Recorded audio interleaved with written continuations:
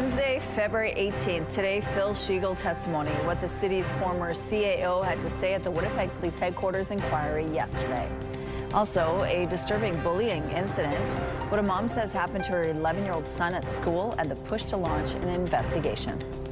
And expanded screening, the congenital virus that can cause hearing loss, that's now included in the province's newborn screening program. Your Morning Winnipeg starts right now.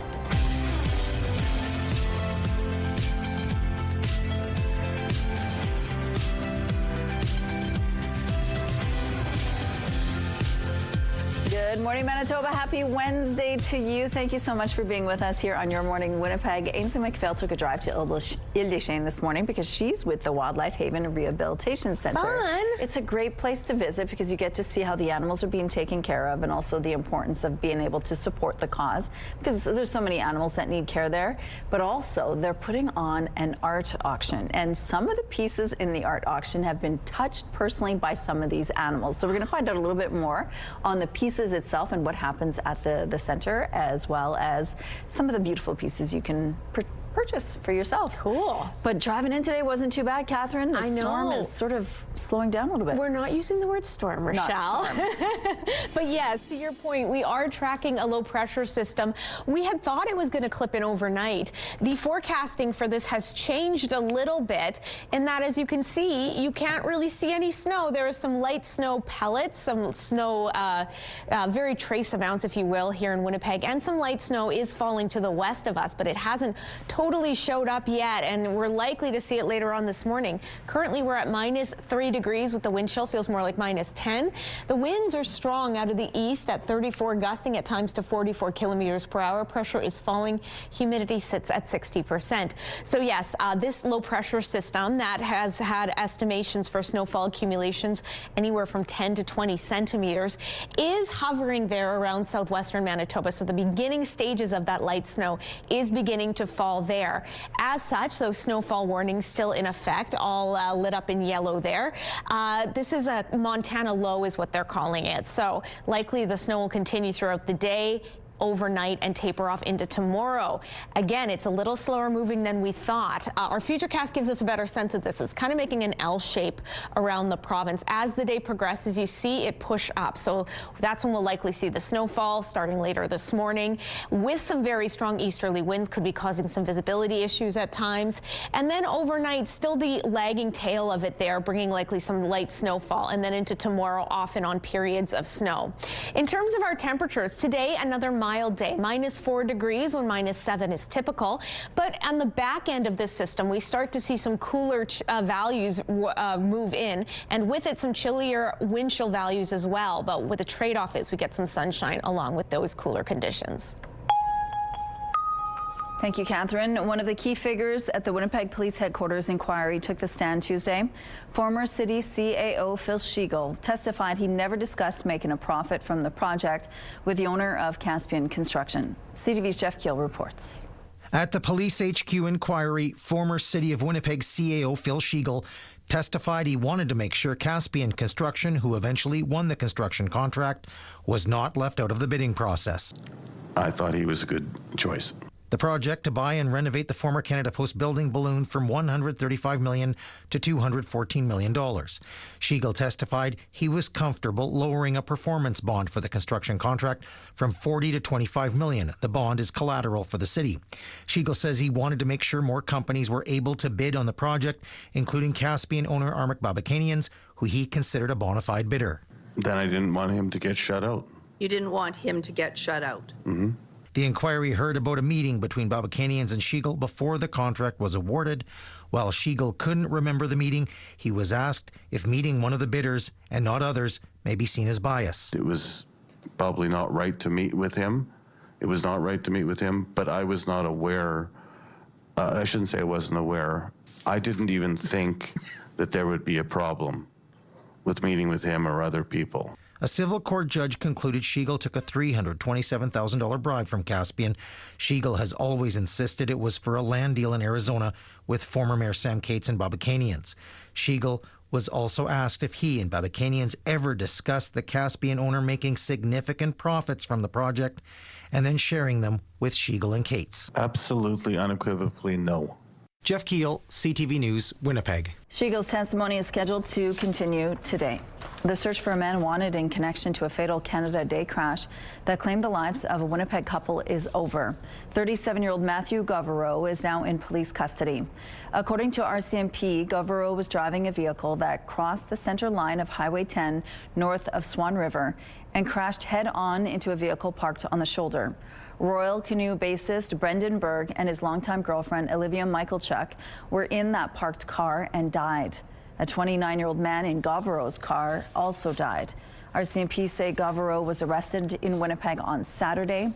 He's facing 18 charges, including 3 counts of impaired driving causing death, 3 counts of dangerous operation of a vehicle causing death, and 3 counts of careless driving. The charges have not been tested in court.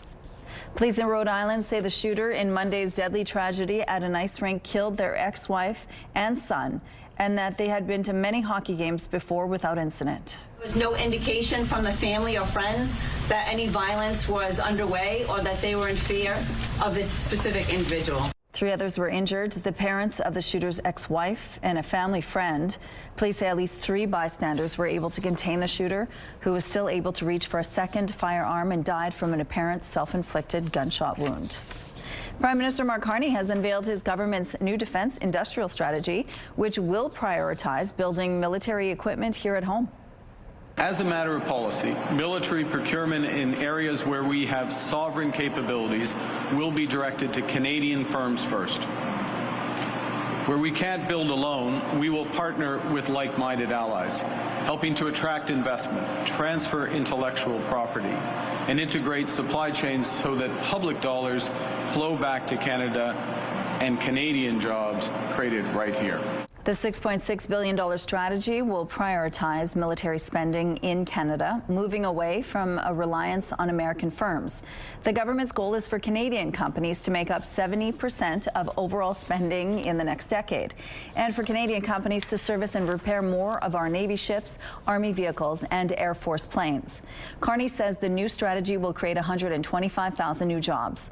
Conservative leader Pierre Poilievre weighed in on the new defense strategy, stating that it would add more bureaucracy to the system, slowing the growth of the defense industry. 2 brands of birth control pills prescribed in Canada have been recalled due to a packaging error.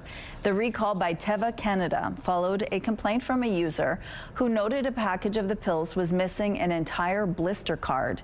Upon investigation, the company issued a recall of 2 lots of Seasonic and 1 lot of Seasonal.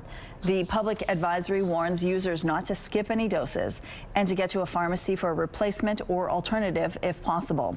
In addition to possible pregnancy, the recall notes missing a pill may lead to other side effects like spotting or irregular bleeding. Snow is on the way this morning as Winnipeg and much of southern and western Manitoba, including the Interlake, is under a yellow snowfall warning. The city says its crews are prepared for what's to come. Environment and Climate Change Canada is predicting a long period of snowfall with total amounts between 15 and 25 centimeters. Road conditions are being monitored and sand and salt will be applied as needed to improve traction. Snow clearing will be decided based on how much snow falls. The Winnipeg Regional Health Authority also says community health, particularly home care services, may be affected by the snowfall. Clients should consider initiating their backup plans. With the snow will come some strong winds, so visibility and traction on highways will be adversely affected as well, especially in Brandon and western areas. People gathered in the streets of New Orleans Tuesday to celebrate Mardi Gras, the conclusion to the Carnival season ahead of the Christian period of Lent. Mardi Gras, also known as Fat Tuesday, marks the climax of the Carnival season. People could be seen donning colorful outfits and showing off homemade costumes. Here's a look at what's happening right now on the streets at Confusion Corner. It looks like things are moving quite well at this point in the drive. Slowly but surely getting there. If you see any issues, let us know. Please text them to us at 10400. Let's now go to Ainsley McPhail, who's live this morning at the Wildlife Haven Rehabilitation Center. Good morning. Good morning. I'm glad that you said that long name so I didn't have to, but I do get to say the wildlife art auction that's taking place now, ending on Sunday. So far, it's raised over $17,000, and their goal is $25K. So I think that they can make that happen. And when you're doing it, you're supporting animals that have been endangered, you're supporting animals that have been injured, and you're supporting local artists. Look at some of these spectacular pieces done by Canadians, but mostly Manitobans. Some of the artists are super local to this place as well. Why? Because they're the actual animals. Take a look at this one done by a turtle. So stay with us. We're going to meet some of them. We're going to also meet their resident owl coming up at 6:42, and it doesn't leave here, but it's great for educational purpose. I love that a turtle is an artist there. Okay, thank you, Ainsley. Let's go out to the rooftop now. And how's it feeling out there? The snow has arrived, Rochelle. I was a little worried. I felt like someone who got stood up at prom because I'm talking about the system rolling in. Wow, my hair's messed up. But yes, so now, even though we were a little behind in terms of when we thought this was going to show up, the snow has started to fall here in downtown Winnipeg. -3 degrees with that wind chill, feels more like -11. It's also pelting me in the face. Winds that are whipping these flakes around into my eyes out of the east-northeast at 33 kilometers per hour. Pressure falling, humidity sits at 54%. So yes, this low pressure system that's expected to spread all throughout southern Manitoba looks like it could bring about 5 to 10 centimeters worth to much of the south today, and maybe another couple centimeters, maybe about another 5 to 10 really overnight. Meanwhile, the winds will be the other factor here. Very strong out of the east at 30, gusting at times to 50 kilometers per hour. Could cause for some blowing snow advisories, so stay tuned for that. Temperatures, though, decent. In Winnipeg, we're looking at a high of -4 degrees. -7 is what's typical. On the back half of this, however, we are going to see some temperatures start to skid with some cooler below seasonal values and some icier wind chills. Meanwhile, northern Manitoba, much of you are also dealing with some snowfall to kick off the day. Temperatures there will also be in the mid to upper -teens with some very strong winds. I'm going to go inside, take a break from all this, but stay with us. We've got so much more Your Morning Winnipeg still to come. Weather is brought to you by Mr. Lube Plus Tires. Open late, ready when you are.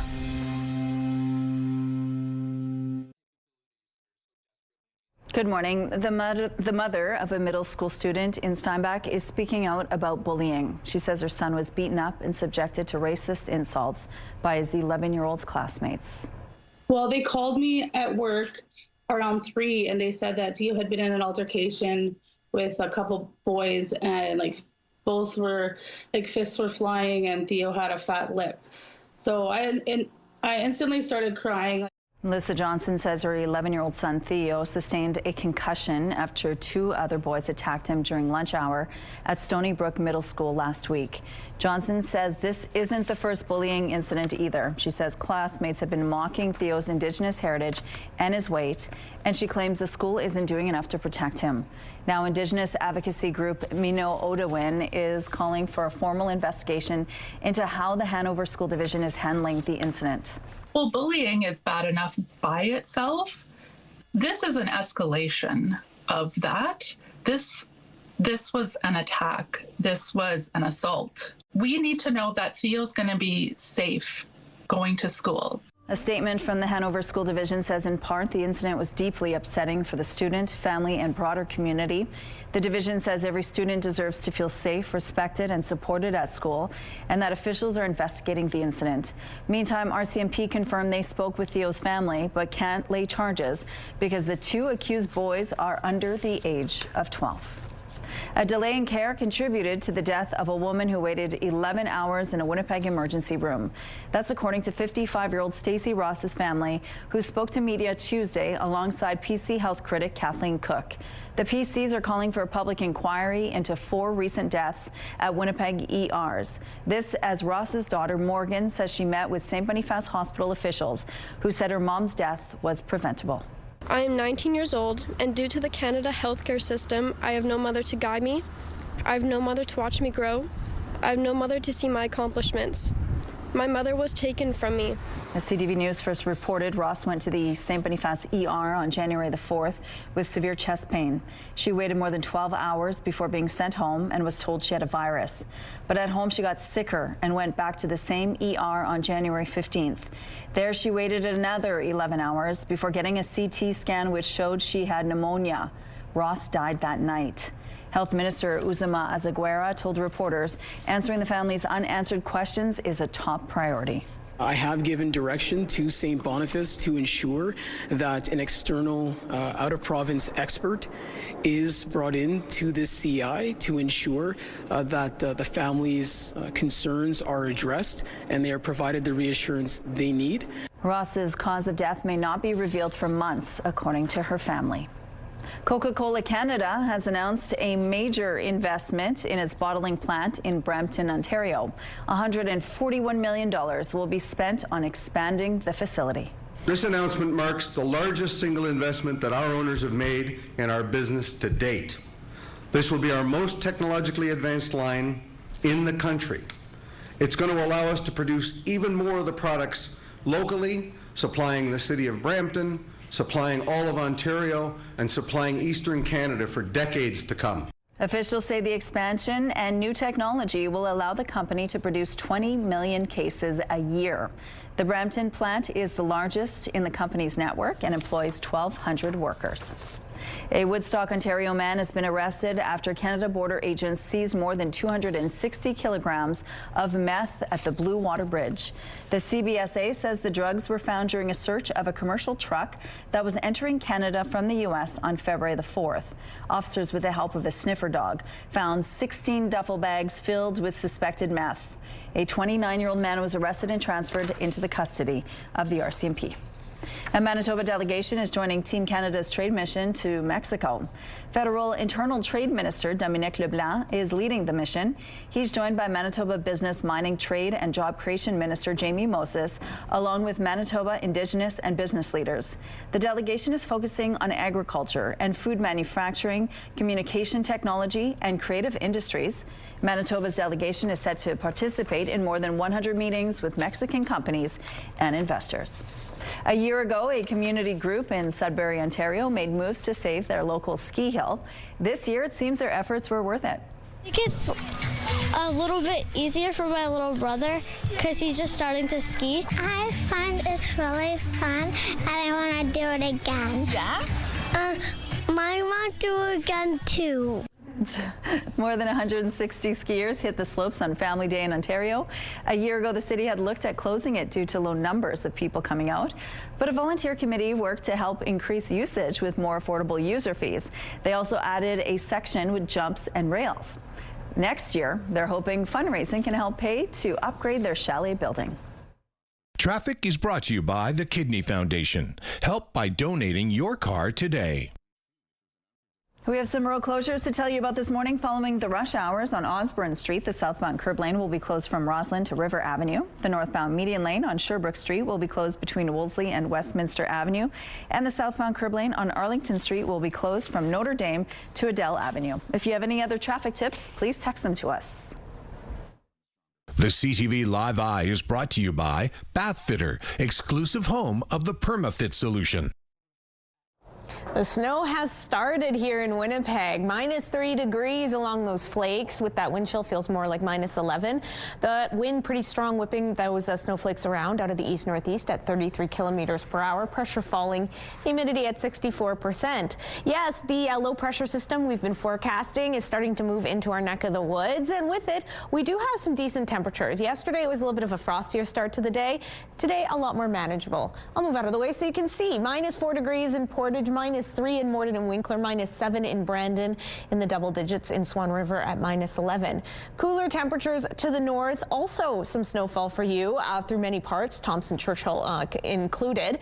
And with that wind chill factor, it's feeling quite frosty indeed. -38 in Churchill, -36 in Thompson, -34 in Lynn Lake. I'll nag you to bundle up because yes, these are dangerous conditions to spend time outside and if you're not dressed correctly enough. In terms of our snowfall warnings prompted by this low pressure system, system, all lit up there in yellow. There's also some blowing snow advisories in the southwest. That's where the system has been, that's where the system moved into first, excuse me. Let's get the language correct. And it'll continue to move further into the east for us here in Winnipeg. And with it, about 5 to 10 centimeters of snowfall expected today. You can see a good amount of cloud coverage associated with it as well. As you put the kids on the bus, likely the flakes will still be flying, -5 degrees, -4 as they take lunch. This is the other interesting thing. Our temperature not budging a lot. -5 on the way home still as that snowfall persists. Overnight, snowfall continues. Another 5 to 10 centimeters could be coming. Temperature not budging a lot to -6 degrees, and notably that's our high tomorrow as that snowfall begins to taper off. Your Skywatch picture of the day, gorgeous shot of the northern lights there in Finns, Manitoba. Thanks for submitting, and keep those weather pictures coming to Winnipeg Weather at ctv.ca.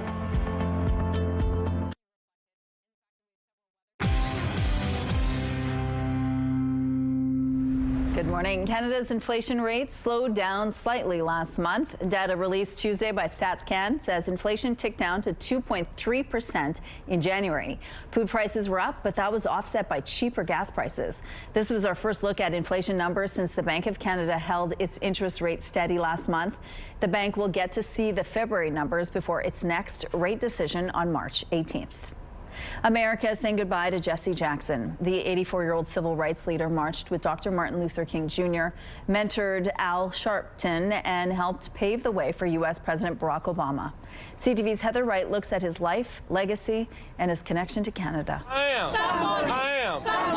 A skilled orator, a passionate advocate, Jesse Jackson spent 6 decades building bridges, helping the less fortunate, and fighting for racial equality. Keep hope alive. Keep hope alive. Born in the segregated South in 1941 to a teenage mother, Jackson was in seminary school when he traveled to Selma, Alabama to march for voting rights, meeting Dr. Martin Luther King Jr. for the first time. He soon began working with the civil rights leader and was at the motel in Memphis, Tennessee, the night King was assassinated. We ain't the bottom, we the foundation. Jackson soon emerged as the most high-profile successor to Dr. King, though some accused the Baptist minister of capitalizing on King's death. Our flag is red, white, and blue, but our nation is rainbow. Red, yellow, brown, black, and white. One of the most prominent American politicians of the 1980s and 90s, Jackson started the Rainbow Coalition, focusing on social justice and economic empowerment. Jackson ran for president twice in 1984 and 1988, considered the first black candidate to be a serious contender. And though he was never the Democratic nominee, his work helped pave the path for the election of President Barack Obama in 2008. Jackson watched with tears in his eyes as Obama was declared the winner. A mediator and negotiator, Jackson helped secure the release of international prisoners and hostages. Well, we've been invited to by the Mohawks. And in 1990, he flew to Quebec to try and break a deadlock during the Oka crisis, one of the many times he crossed international borders to help marginalized communities. To address issues from the ground up, issues that affect racialized people, youth, justice issues, faith-based issues. Jackson was not without fault. During his first presidential campaign, he used an anti-Semitic slur to describe New York City, later apologizing. And in 2001, he admitted to fathering a child out of wedlock. This campaign has taught me much. In announcing his death today, his family called him a real servant leader who elevated the voice of the voiceless. Jesse Jackson was 84. Heather Wright, CTV News, Toronto.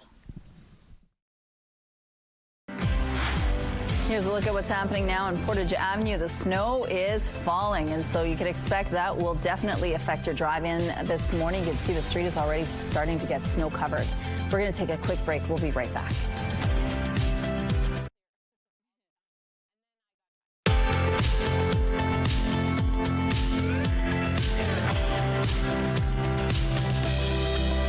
are flying here in downtown Winnipeg with some moderate temperatures. That's the good news. -3 degrees with that wind chill, feeling more like -11. Winds out of the east-northeast pretty strong, and they're going to be ramping up even more. They're currently at 33 clicks. Pressure falling, humidity sits at 64%. So yes, we're starting to see that low pressure system settle in here in Winnipeg. This is care of a Montana low, very intense, likely to bring about 5 to 10 centimeters worth of snowfall to southern Manitoba today, and another couple of centimeters overnight. You can see a good concentration there of cloud coverage on our radar, and as such, snowfall warnings have been in effect for a good day now. All areas lit up in yellow, likely to be impacted by this system that's expected to continue overnight and then taper off into tomorrow, leaving behind a good dumping of snow.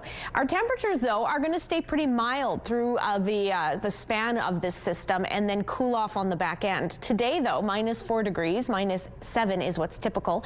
Talked about stronger winds out of the northeast to the tune of 30 to 50 kilometers per hour. Could be causing some visibility issues on your drive. And then the snowfall, mentioned 5 to 10 centimeters worth. Another couple centimeters could be coming overnight. Temperature's not budging a lot to -6 degrees. The wind chill may be a bit of a factor, making it feel more like the low -teens. And those winds start to ease out of the northeast at 20 kilometers per hour. And then tomorrow we'll start to see the snowfall taper off with a high of -6.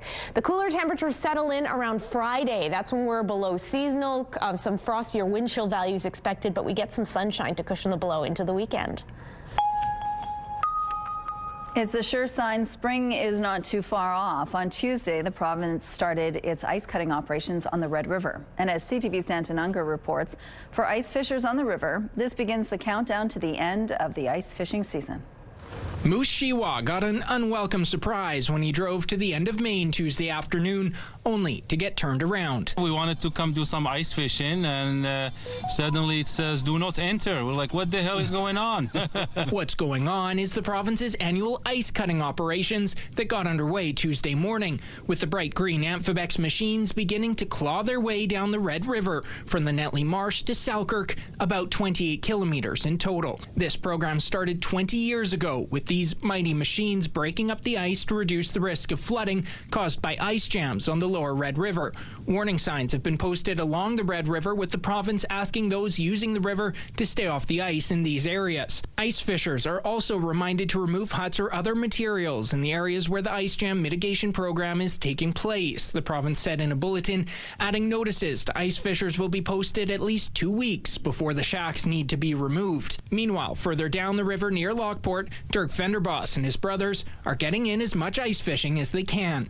We've still been popping up some pretty big fish. But for Fenderboss, the return of the Amphibex machines means spring is just around the corner, and another ice fishing season is coming to a close. We still got another 6 weeks of fishing yet, so until then, just keep trying. The province says it expects to have this ice cutting work here on the Red River complete by March 10th. Danton Unger, CTV News, Lockport.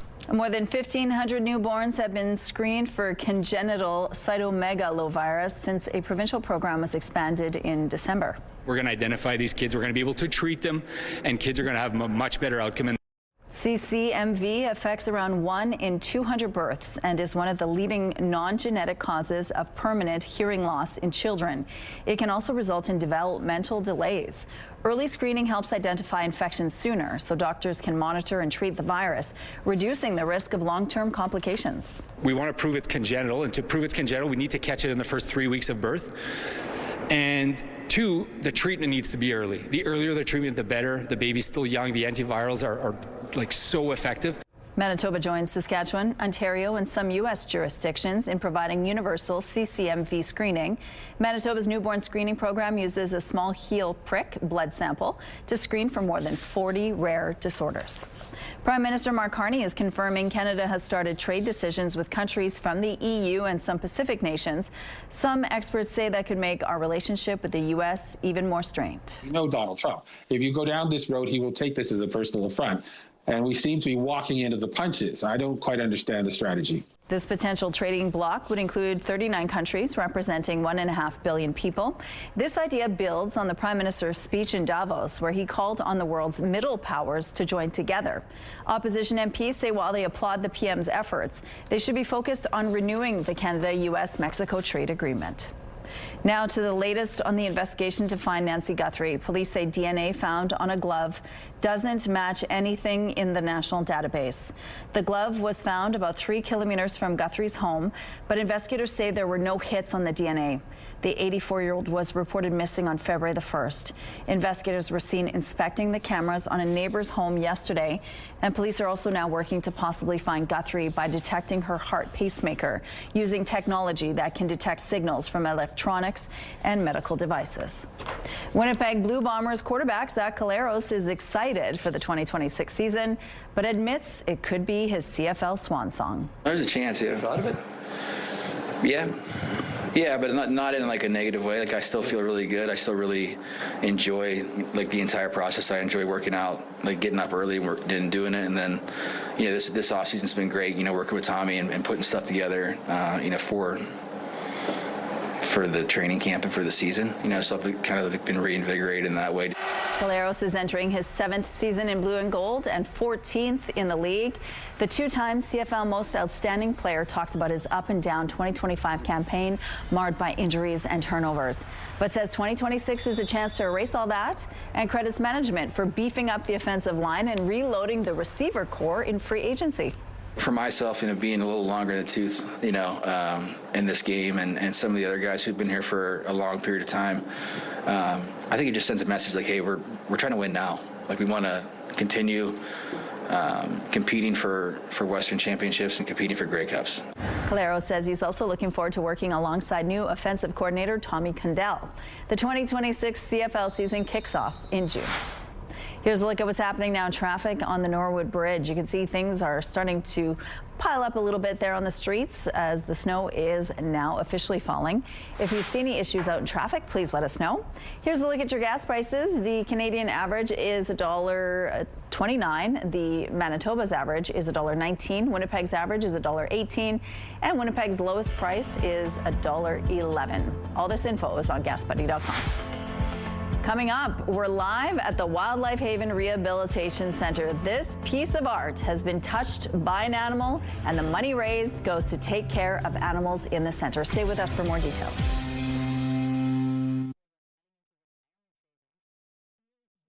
Weather is brought to you by Strictly Amish, exclusively in Arborg, Manitoba.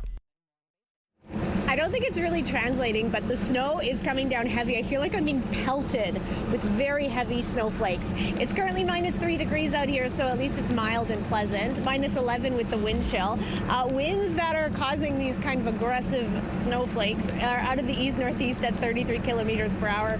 Pressure falling, humidity at 64%. So yes, we're in the crosshairs of a low-pressure system that we've been warning you about for a couple of days. It's spreading all throughout southern Manitoba today, likely to bring about 5 to 10 centimeters worth, with these very strong east-northeasterly winds ramping up to 30 to 50 kilometers per hour. So could be causing some visibility issues for sure. Blowing and drifting snow, and an annoyance and a distraction for me.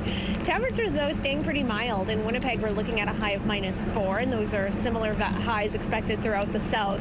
To the north, also some snowfall expected for you. In fact, you've already seen the flakes fly. Cloudier skies, temperatures cooler there in the mid to upper minus teens. Overnight, we're likely to see the snowfall continue tapering off by tomorrow. I think if anyone's having a great start to her morning, it is Ainsley McPhail, because she gets to spend her day at the Wildlife Haven Rehabilitation Center. Ainsley. Well, it's because, Catherine, you didn't see about 15 seconds before they cut to me. Ash, the owl here, whacked me in the face, and I was just trying to get an update on those school closures. Ash? She says no comment. See? I have photographic evidence. Okay. Amy Welkley is joining me now as well. And you might see some photos of owls around here painted well. Let's talk, Amy, first about Ash. Yeah, this is Ash. She is a great gray owl, so she's one of our ambassador animals here at Wildlife Haven. She's been with us since 2018 because she was found as an orphan and unfortunately can't be returned back to the wild because she's imprinted on humans.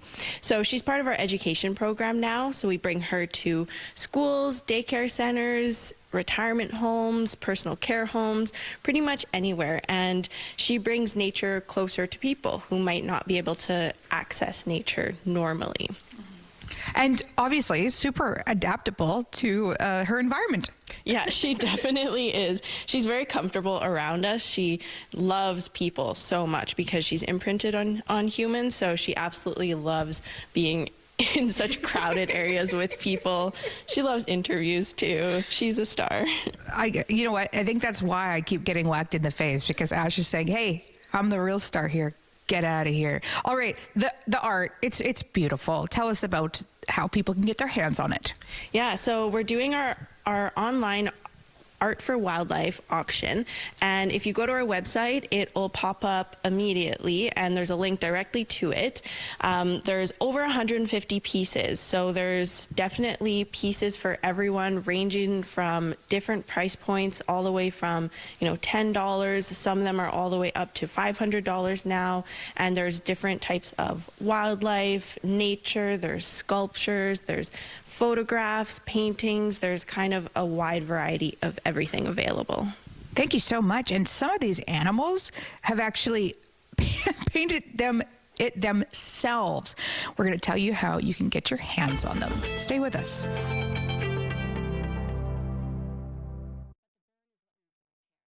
Here's a look at the early markets. The Dow Jones is 168 points up. The Nasdaq gained 129 points.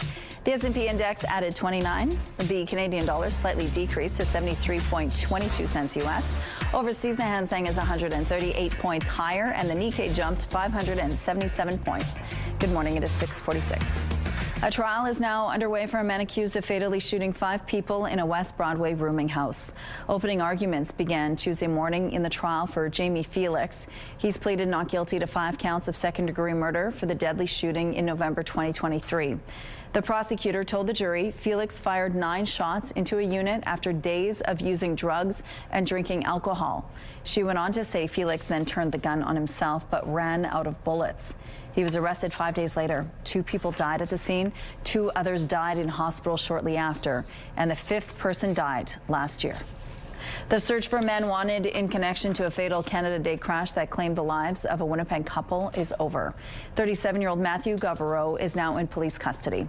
According to RCMP, Govereau was driving a vehicle that crossed the center line of Highway 10 north of Swan River and crashed head-on into a vehicle parked on the shoulder. Royal Canoe bassist Brendan Berg and his longtime girlfriend Olivia Michalchuk were in that parked car and died. A 29-year-old man in Govereau's car also passed away. RCMP say Govereau was arrested in Winnipeg on Saturday. He's facing 18 charges, including 3 counts of impaired driving causing death, 3 counts of dangerous operation of a vehicle causing death, and 3 counts of careless driving. The charges have not been tested in court. Conservative leader Pierre Poilievre says he doesn't agree with comments made by one of his MPs, Jamil Jivani, who called Canada's reaction to the U.S. president's tariffs an anti-American hissy fit. Well, he speaks for himself, and I speak for the party. Jivani made the comments to right-wing U.S. media outlet Breitbart. Last week, Jivani made a solo trip to Washington to meet with senior U.S. government officials. He called the conversations productive. Jivani is a personal friend of U.S. President J.D. Vance, and Poilievre says he's spoken with Jivani since that trip, and his message afterward was that Canada needs to focus on what it can do at home to increase leverage in negotiations. 2 brands of birth control pills prescribed in Canada have been recalled due to a packaging error. The recall by Teva Canada followed a complaint from a user who noted a package of the pills was missing an entire blister card. Upon investigation, the company issued a recall of 2 lots of Seasonic and 1 lot of Seasonal. The public advisory warns users not to skip any doses and to get to a pharmacy for a replacement or alternative if possible. In addition to possible pregnancy, the recall notes missing a pill may lead to other side effects like spotting or irregular bleeding. Sometimes your pets need some help shedding some pounds. You need dog now. You're so healthy. The Ontario Veterinary College at the University of Guelph can help with that. They offer a tailored diet and workout plan for your pets. They even include water exercises. One success story is Leo, the 7-year-old golden retriever, as he gets closer to a goal weight of 75 pounds. Canada's men's hockey team starts its playoff run at the Milano Cortina Olympics today. Canada will play Czechia in their quarterfinal matchup. The two teams played each other in their tournament openers. Canada won that game 5-0. In snowboarding, Mark McMorris is going for his 4th Olympic medal in the men's slopestyle final. He missed the big air event after getting hurt during a training run, and it's more medal opportunities in short track. The men's 500-meter and women's 3,000-meter relay are both happening today. Here's a look at the latest medal tallies this morning. Canada has moved up to 11th place with 3 gold medals, 4 silver and 5 bronze for a total of 12 medals. The 3 top teams are still clinging to their positions as Norway tops the list with 31 medals, including 14 golds.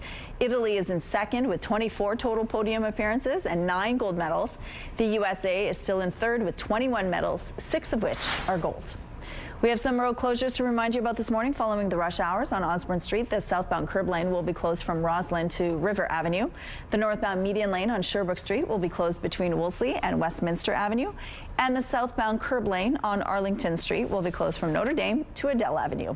If you see anything out there, send us a text, please. Casting our eye to the sky, it's -3 degrees out there with that wind chill, feels more like -11. It is snowing outside pretty heavily, and those very strong wind gusts out of the east-northeast at 33 kilometers per hour are whipping those flakes around pretty substantially. Barometric pressure is falling, humidity sits at 64%. So yes, this Montana low we've been kind of keeping an eye on has descended across much of southern Manitoba, and it's likely to park it for the next day and change. You can see it kind of there on our radar, very much hovering over central parts of the province. It arrived first in the southwest. And such snowfall warnings have been in effect for the last day or so, warning that about 5 to 10 centimeters worth of snow could be coming today and another couple of centimeters overnight. Of course, higher accumulations expected in areas of higher elevation like the Manitoba Escarpment or the Riding Mountain National Park area.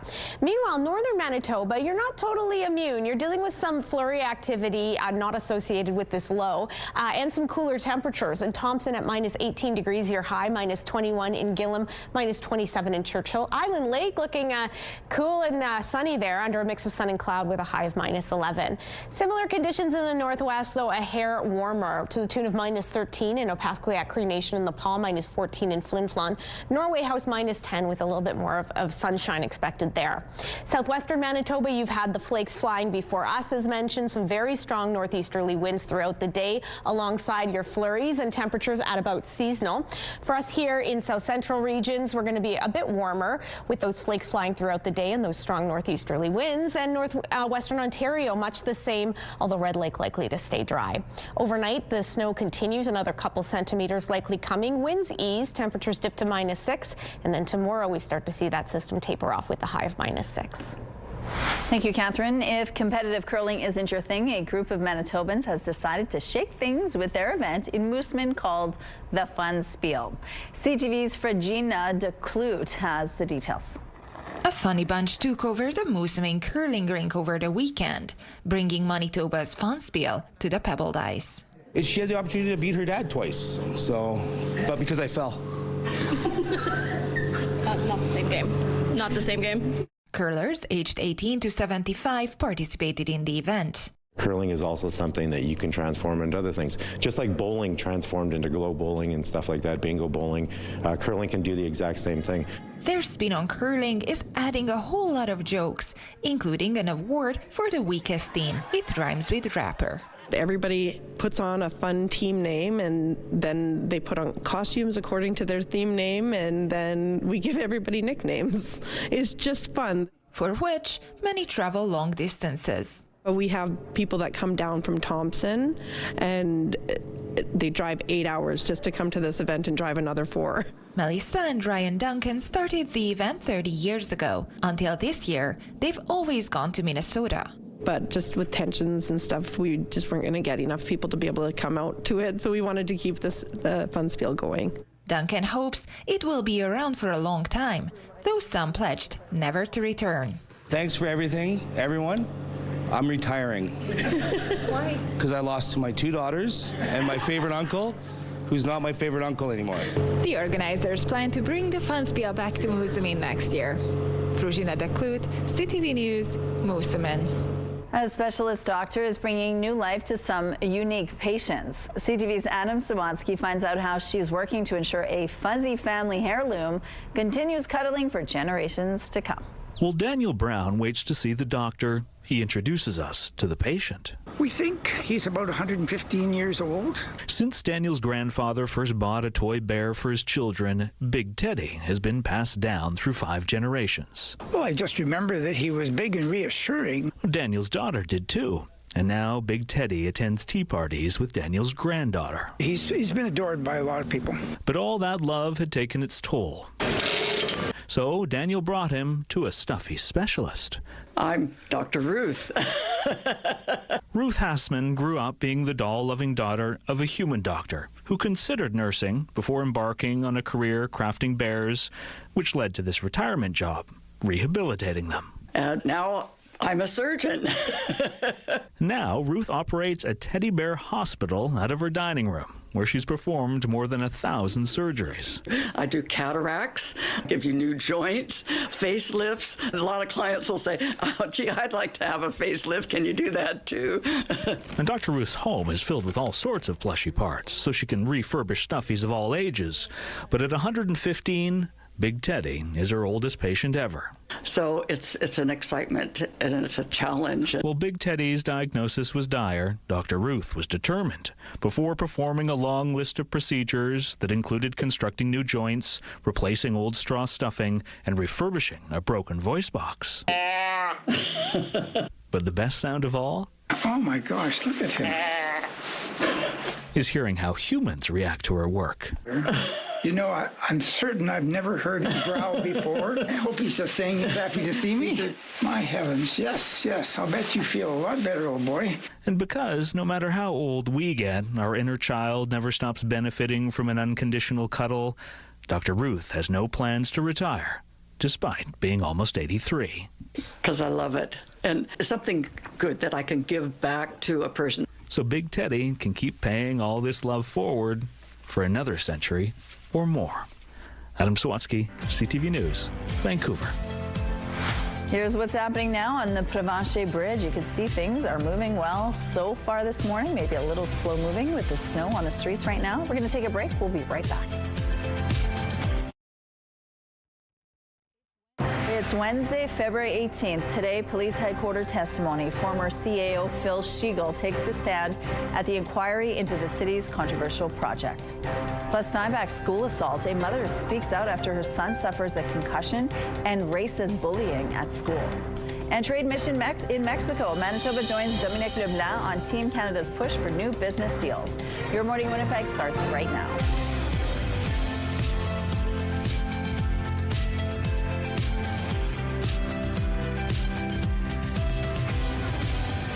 Good morning, happy Wednesday. It is 7 o'clock. Thank you so much for being with us here on Your Morning Winnipeg. Now, Catherine, this month is I Love to Read month. And we do love to read, so that's convenient. Yes, and yesterday I had a chance to go visit the grade 2 and 3 students from École Victoria Albert School.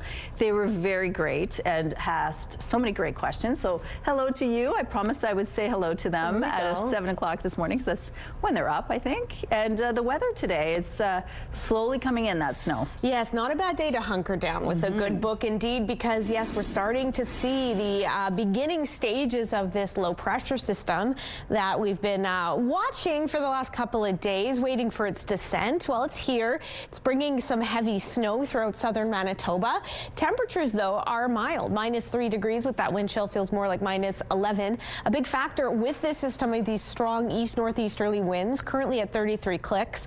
They're going to be ramping up throughout the day, likely causing some blowing snow issues. Barometric pressure falling, humidity at 64%.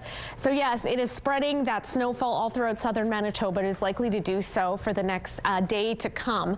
You can see it there concentrated in southern Manitoba. The north, coincidentally, also dealing with some flurry activity this morning, not associated with this same system.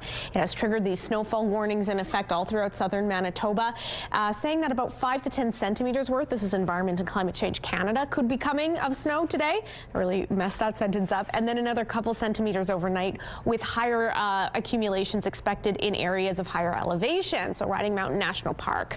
Meanwhile, this is what it looks like on our futurecast. It's kind of like an L shape sort of around the province. As the day progresses, we see it begin to lift a little bit, but as you can see, we're not getting a lot of movement there. So that means a good day of some flurry activity, snowfall, heavy snow, and then into the evening as well, we start to see it lift off, and then tomorrow we could deal with the tail end, some light snowfall. In terms of our temperatures, it's very mild today. We're looking at a high of -4 degrees when -7 is what's typical. We're not losing a lot of heat overnight either. And then tomorrow we start to see a slow creep down with our temperatures as the system moves out of our skies. Your weather art of the day, 4-year-old Nadia created this. This is incredible. Of those lovely clouds. Thanks so much for doing that, Nadia. It's absolutely stunning. And if you have any pictures of your kids' weather-themed artwork, we'd love to see them. Email your entries to winnipegweather@ctv.ca. The Weather Art of the Day is brought to you by 103.1 Virgin Radio. Poor conditions have prompted some school closures and disruptions this morning. In the Prairie Rose Division, all schools are closed today. The Rolling River Division reports all their schools are closed. Red River Valley Division schools are all closed. Garden Valley Division schools are closed. Western School Division has closed its schools. The Borderland Division reports all schools closed. Brandon Division reports rural buses are canceled. Alexander, O'Kelly, and Spring Valley schools are closed. All other schools are open. And blustery winter weather and poor conditions are prompting disruptions in the Division Scolaire Franco-Manitobaine. Buses are canceled for these DSFM schools, including La Source, Jour de Plaine, Saint-Jean-Baptiste, and Réal Bérard. A reminder that those schools are open but without buses. DSFM schools that are closed today include Saint-Lazare, Aurel-le-Moine, Gilbert-Rossette, and École Régionale Notre-Dame-de-Lourdes. One of the key figures at the Winnipeg Police Headquarters inquiry took to the stand Tuesday. Former city CAO Phil Sheegl testified he never discussed making a profit from the project with the owner of Caspian Construction. CTV's Jeff Keel reports. At the Police HQ inquiry, former City of Winnipeg CAO Phil Sheegl testified he wanted to make sure Caspian Construction, who eventually won the construction contract, was not left out of the bidding process. I thought he was a good choice. The project to buy and renovate the former Canada Post building ballooned from $135 million to $214 million. Sheegl testified he was comfortable lowering a performance bond for the construction contract from $40 to $25 million. The bond is collateral for the city. Sheegl says he wanted to make sure more companies were able to bid on the project, including Caspian owner Armic Babakanians, who he considered a bona fide bidder. Then I didn't want him to get shut out. You didn't want him to get shut out? Mm-hmm. The inquiry heard about a meeting between Babakanians and Sheegl before the contract was awarded. While Sheegl couldn't remember the meeting, he was asked if meeting one of the bidders and not others may be seen as bias. It was probably not right to meet with him. It was not right to meet with him, but I was not aware. I shouldn't say I wasn't aware. I didn't even think that there would be a problem with meeting with him or other people. A civil court judge concluded Sheegl took a $327,000 bribe from Caspian. Sheegl has always insisted it was for a land deal in Arizona with former Mayor Sam Cates and Babakanians. Sheegl was also asked if he and Babakanians ever discussed the Caspian owner making significant profits from the project and then sharing them with Sheegl and Cates. Absolutely, unequivocally, no. Jeff Keel, CTV News, Winnipeg. Sheegl's testimony is scheduled to continue today. The mother of a middle school student in Steinbach is speaking out about bullying. She says her son was beaten up and subjected to racist insults by his 11-year-old classmates. Well, they called me at work around 3 and they said that Theo had been in an altercation with a couple boys and both were fists were flying and Theo had a fat lip. So I instantly started crying. Melissa Johnson says her 11-year-old son Theo sustained a concussion after 2 other boys attacked him during lunch hour at Stony Brook Middle School last week.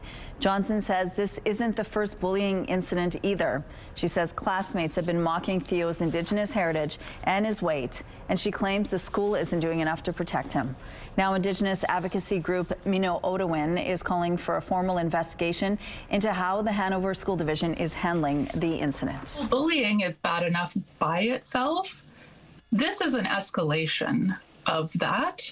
This was an attack. This was an assault. We need to know that Theo's going to be safe going to school. A statement from the Hanover School Division says in part the incident was deeply upsetting for the student, family, and broader community.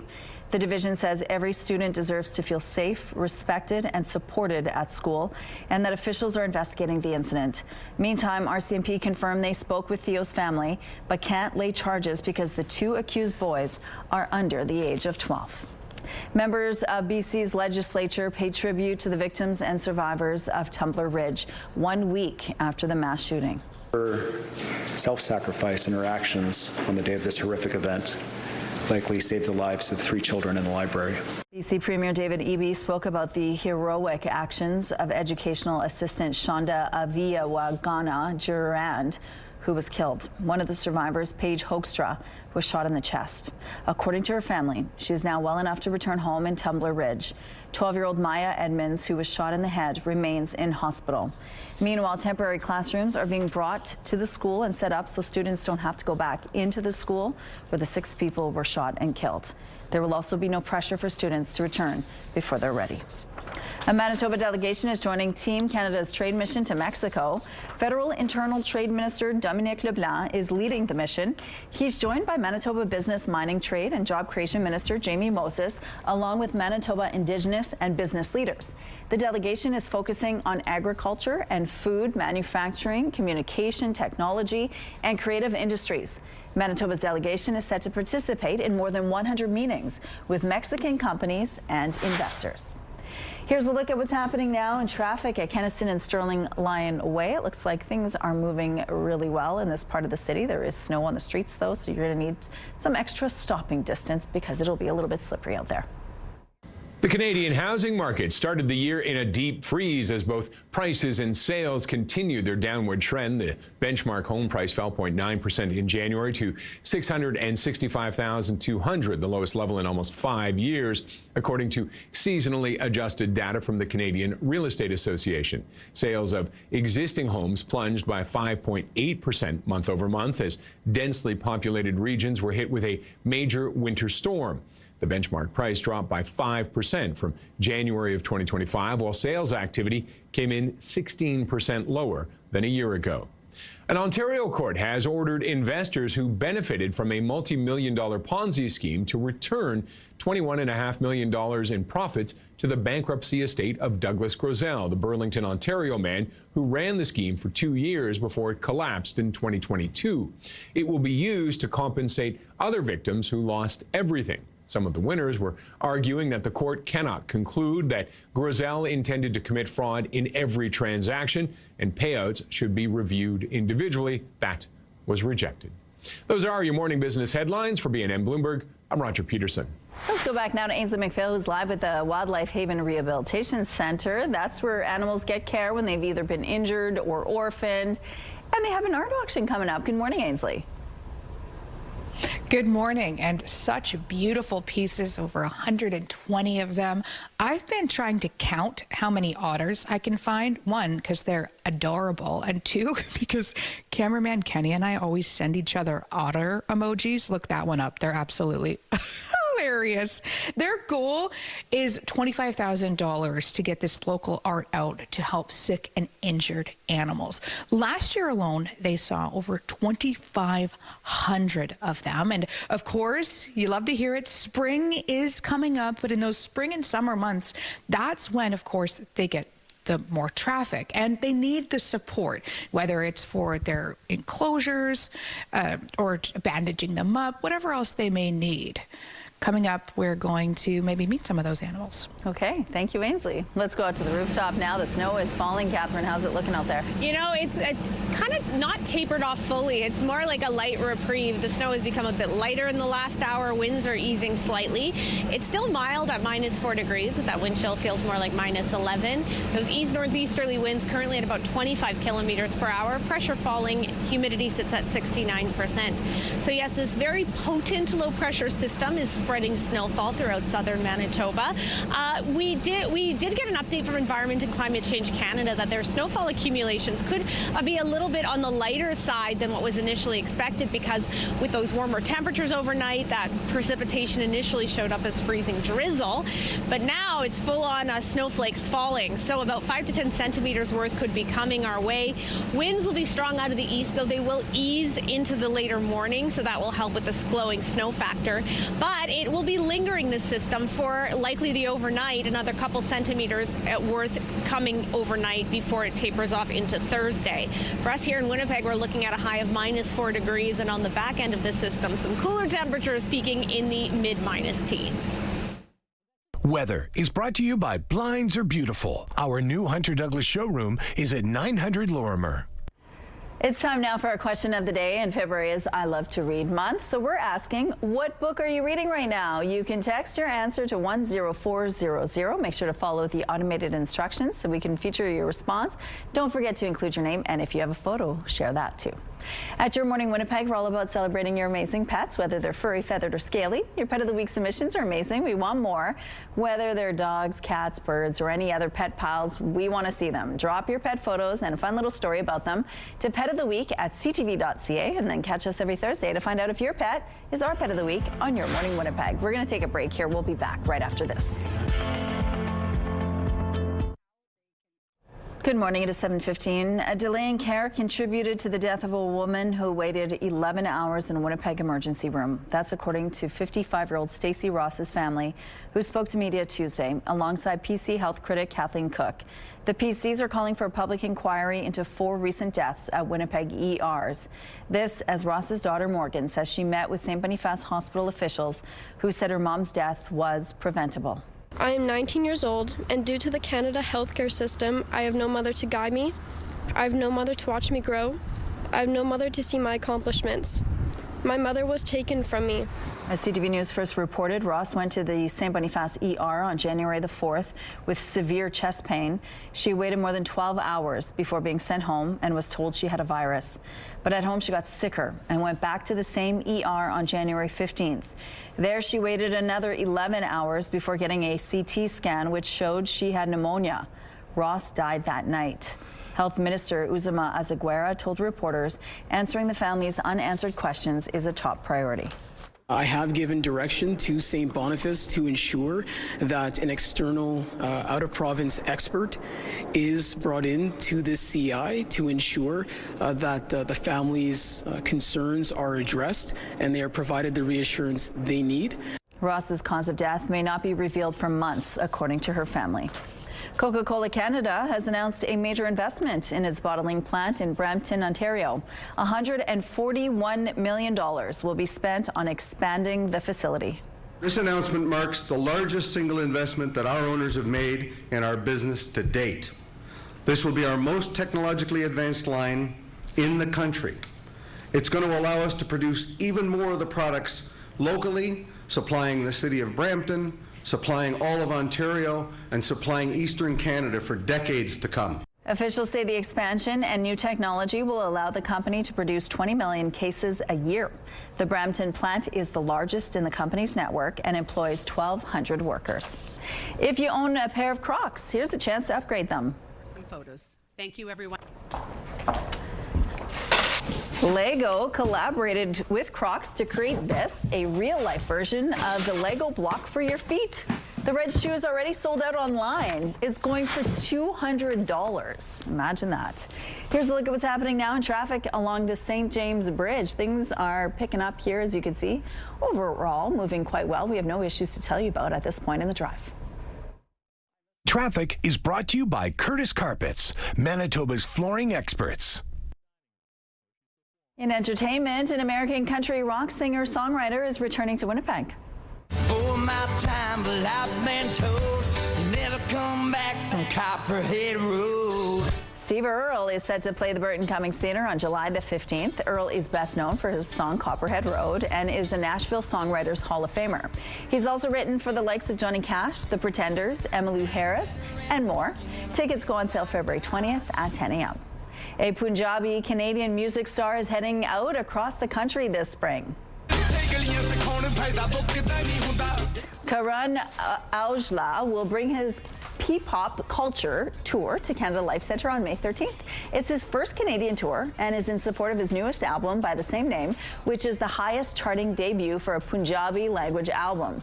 Tickets go on sale Friday at 10 a.m. through Ticketmaster. Wuthering Heights is the top film at the box office. Take a wife.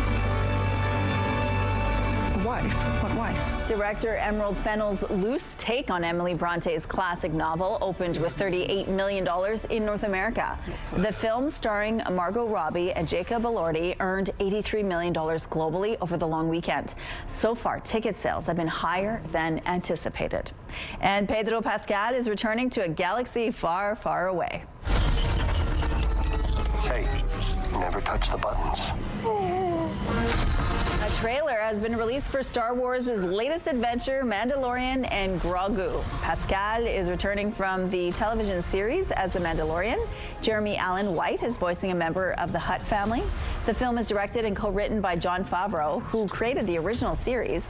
It hits theaters on May 22nd. Your primetime lineup today comes with Shifting Gears, and The Big Bang Theory is on at 7. Children Ruin Everything follows at 8. And Shark Tank wraps things up at 10 o'clock. It's all right here tonight on CTV. The CTV Live Eye is brought to you by Bath Fitter, exclusive home of the PermaFit solution. Taking a check-in on your weather, it's -4 degrees out there. That wind chill just making it feel a few degrees cooler than that.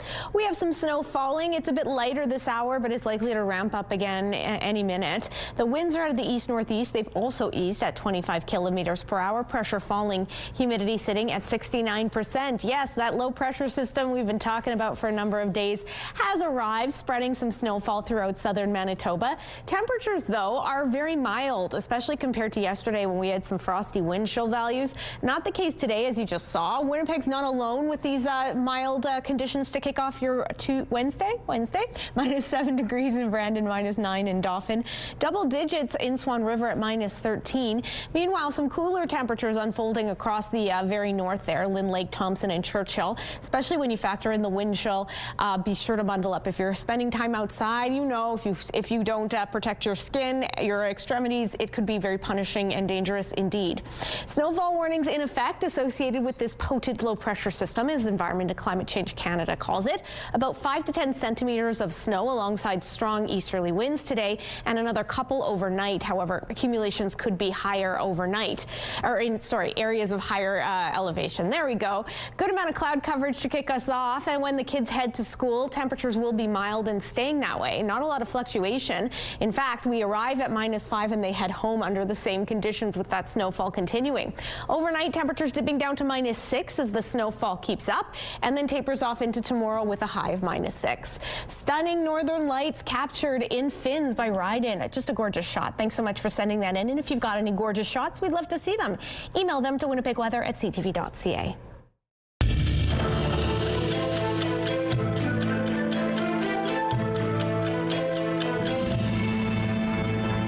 February 18th, 1885. In 1885, Mark Twain's Adventures of Huckleberry Finn was published in the U.S. for the first time. The book had made its debut the previous year in Canada and Britain. The novel was not initially taught as literature. It became regarded as a great literary accomplishment decades later. February 18th, 1980. Pierre Trudeau's Liberals were re-elected with a majority government after 9 months out of office. The Liberals ousted a minority conservative government led by Joe Clark. Trudeau remained in office until 1984, when he resigned as Liberal leader. February 18th, 2021. A NASA rover landed on Mars in an epic quest to bring back rocks that could answer whether life ever existed on that planet. Upon the rover's touchdown on the planet's surface, ground controllers in Pasadena, California, broke out in enthusiastic applause and high fives. As a Canadian astronaut prepares for a lunar mission next month, an Ontario-based musician has released a song to mark the historic occasion. CTV's John Benavalli-Rao on how she's inspiring others to reach for the sky. London, Ontario-based singer-songwriter M. Greiner is a Juno nominee who's released plenty of songs over the last 3 decades. And of her latest track, you could say she's over the moon about the subject matter. There's an astronaut going into space, the only Canadian on this moon mission. I'm reaching out to touch the sky. Griner performing this song she co-wrote and produced with other Canadians called Touch the Sky. It celebrates Jeremy Hansen and his lifelong dream to go to the moon, which is perhaps weeks away from reality. For Jeremy to be going potentially deeper into space than humans have gone before and to be the first Canadian to do so, it's just really magical, you know. Griner, who's friends with Hansen's wife, had been working on the song since last April. I really wanted it to be a feel-good anthem. The song's video not only explores the Artemis mission ahead, but also shows how Hansen, as a child, grew up on a farm and set a goal to go to the moon. The director thrilled to tell his story. I'm a big fan of space too, so this just really resonates with me in so many levels. Mrs. Griner is no stranger to working with astronauts. In the past, she's collaborated with Chris Hadfield, helping him with a version of David Bowie's Space Oddity. This is ground control to Major Tom, which he famously performed on the International Space Station. And now she'd like Canadians to cheer on Hansen as he gets ready to blast off with 3 Americans. I'm hoping that people kind of can go along with his dream and maybe feel inspired to follow theirs. A song she also calls a love letter to Canada as Hansen prepares to take the nation on a voyage to remember. John Venavelli-Rouse, CTV News, Toronto. This is a piece of art you're looking at that was created just to support animals in care at the Wildlife Haven Rehabilitation Center. Stay with us for more on how you can support this cause. It's an art auction in support of animals in care at the Wildlife Haven Rehabilitation Center. That's where you are, Ainsley, and I'm sure the animals are slowly waking up there. Good morning. Good morning. Yeah, and they're going to actually see an influx because obviously we're stuck in February mode, but in a couple months' time, we may even see some babies coming. We will, for sure. Amy was joining me once again for this auction. 17 grand you've raised so far. What's the goal? Yeah, so our goal is $25,000, and at this rate, we're hoping we might even do more than that because $17,000 is pretty crazy for still having half of the week left for people to bid. So it's been really great turnout so far. Mm-hmm. And lucky us, we have the in-person look, but how does it all work? Yeah, so the Art for Wildlife auction is fully online. So if you go to our website, which is just wildlifehaven.ca, it'll pop up right away. You can click on it, and then all the art is open for bidding right there. So there's over 150 pieces that we have up right now. So there's tons of art for all different kinds of preferences. We have nature, we have wildlife, there's photography, painting, sculptures. There's a really great mix of things this year. Mm-hmm. And some of the animals are even doing it. Yeah, some of our ambassador animals are even participating in the art. So we have our turtle, Elliot, who makes art. We have some of our avian ambassadors who have kindly given their feathers to us to make some art with. So it's really interesting the stuff we can do with it. And you want people to compete. You know, this is an auction, so they're going to be competing for the best art. But here's the thing, too. It's for a good cause. Yeah, so all of the proceeds that we raise from the art auction all go towards the sick and injured orphaned wildlife that we get throughout the year. So it's very costly to help to rehabilitate these animals. Even just food costs alone could be up to $50,000 a year. Sometimes, depending on the patient, it could be thousands of dollars for their care while they're here. So all of the proceeds goes directly back to them. Thank you so much. And we have to let you know there is a deadline that is Sunday. Okay. Head to a link on our website for more details. Thank you, Ainsley. And Catherine, the weather outside, it's sort of on and off a little bit with that snowfall. Yeah, it's coming and going, but we do know that the system that we're dealing with, that low pressure system that's tracking snowfall, is going to be persistent. So it's not moving out of our skies too quickly. -4 degrees with that wind chill, feels more like -11. Some light snow falling, helped by those eased winds. They've abated a little little bit out of the east-northeast at 25 kilometers per hour. Pressure falling, humidity sits at 69%. Yes, the snow will be sticking around for the day and the night to come. About 5 to 10 centimeters worth could be coming our way tonight, with a couple more centimeters added overnight. You can see a concentration of clouds. It'll be pretty overcast. Meanwhile, some snowfall warnings in effect because of this low pressure system.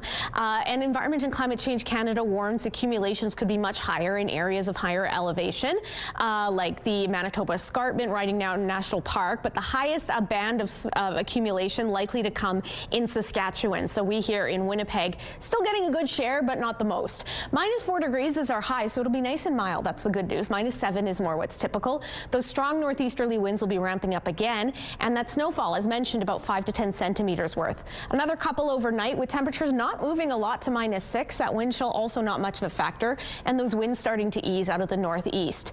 We'll get some remnants of the system tomorrow, periods of light snow, temperatures staying pretty decent at -6 degrees, but on the back end of this system, that's when we see temperatures fall off with some colder air moving in and some more frigid wind chill values. -12 on Friday, and we get a little bit cooler into the weekend.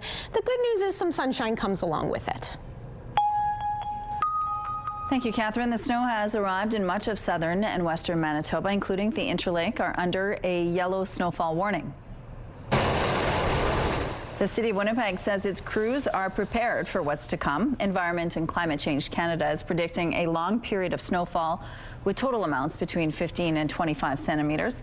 Road conditions are being monitored, and sand and salt will be applied as needed to improve traction. Snow clearing will be decided based on how much snow falls. The Winnipeg Regional Health Authority also says community health, particularly home care services, may be affected by the snowfall. Clients should consider initiating their backup plans. With the snow will come some strong winds, so visibility and traction on highways will be adversely affected as well, especially in Brandon and western areas. More than 1,500 newborns have been screened for congenital cytomegalovirus since a provincial program was expanded in December. We're going to identify these kids, we're going to be able to treat them, and kids are going to have a much better outcome. CCMV affects around 1 in 200 births and is one of the leading non-genetic causes of permanent hearing loss in children. It can also result in developmental delays. Early screening helps to identify infections sooner so doctors can monitor and treat the virus, reducing the risk of long-term complications. We want to prove it's congenital, and to prove it's congenital, we need to catch it in the first 3 weeks of birth. And 2, the treatment needs to be early. The earlier the treatment, the better. The baby's still young. The antivirals are like so effective. Manitoba joins Saskatchewan, Ontario, and some U.S. jurisdictions in providing universal CCMV screening. Manitoba's newborn screening program uses a small heel prick blood sample to screen for more than 40 rare disorders. Canada has a new defense strategy worth $6.6 billion. Means building a domestic defense industrial base so we are never hostage to the decisions of others. Prime Minister Mark Carney says the plan puts Canada first by arming the military and boosting Canada's defense industry. He also says it will be complementary, not in competition with American defense supply chains. The goal is to have Canadian companies provide 70% of the country's military needs and to increase Canada's defense exports by 50% over the next decade. That will also mean the creation of 125,000 new jobs. Plus, the government will set up a defense investment agency to streamline the system. Federal Transport Minister Stephen McKinnon was in Winnipeg Tuesday accompanying Mayor Scott Gillingham on a tour of Centreport. In an Instagram post, Gillingham touted Winnipeg's manufacturing and transportation strengths as they may apply to Ottawa's defense strategy revealed yesterday. Gillingham says while in conversation with McKinnon, he linked the city's possible future role under the strategy with the need for infrastructure upgrades, saying, quote, "That's why I spoke with the minister about the need for continued federal partnership, not just on defense procurement, but on the foundational projects that support our economy. That means investing in our trade corridors to keep goods moving and securing the commitments needed to complete the North End sewage treatment plant." 2 brands of birth control pills prescribed in Canada have been recalled due to a packaging error. The recall by Teva Canada followed a complaint from a user who noted a package of the pills was missing an entire blister card. Upon investigation, the company issued a recall of 2 lots of Seasonic and 1 lot of Seasonal. The public advisory warns users not to skip any doses and to get to a pharmacy for a replacement or alternative if possible. In addition to possible pregnancy, the recall notes missing a pill may lead to other side effects like spotting or irregular bleeding. Nearly 2 billion Muslims around the world are now observing Ramadan. It's a sacred time to strengthen spirituality and increase charity work, all while abstaining from food and water from dawn to dusk. Fasting is a practice to teach Muslims how to resist temptation, but also to reach a higher spiritual enlightenment. This year, Ramadan is overlapping with Lent, which also started today and will go until April 2nd. We have some road closures to remind you about this morning. Following the rush hours on Osborne Street, the southbound curb lane will be closed from Roslyn to River Avenue. The northbound median lane on Sherbrooke Street will be closed between Wolseley and Westminster Avenue. And the southbound curb lane on Arlington Street will be closed from Notre Dame to Adele Avenue. If you have any other traffic tips, please text them to us. Here's a look at your gas prices. The Canadian average is $1.29. The Manitoba's average is $1.19. Winnipeg's average is $1.18. And Winnipeg's lowest is $1.11. All this info is on GasBuddy.com. Here's a look outside now. It's -4 degrees, but the wind chill feels like -11, and in some parts it is snowing. We're going to take a break. We'll be right back.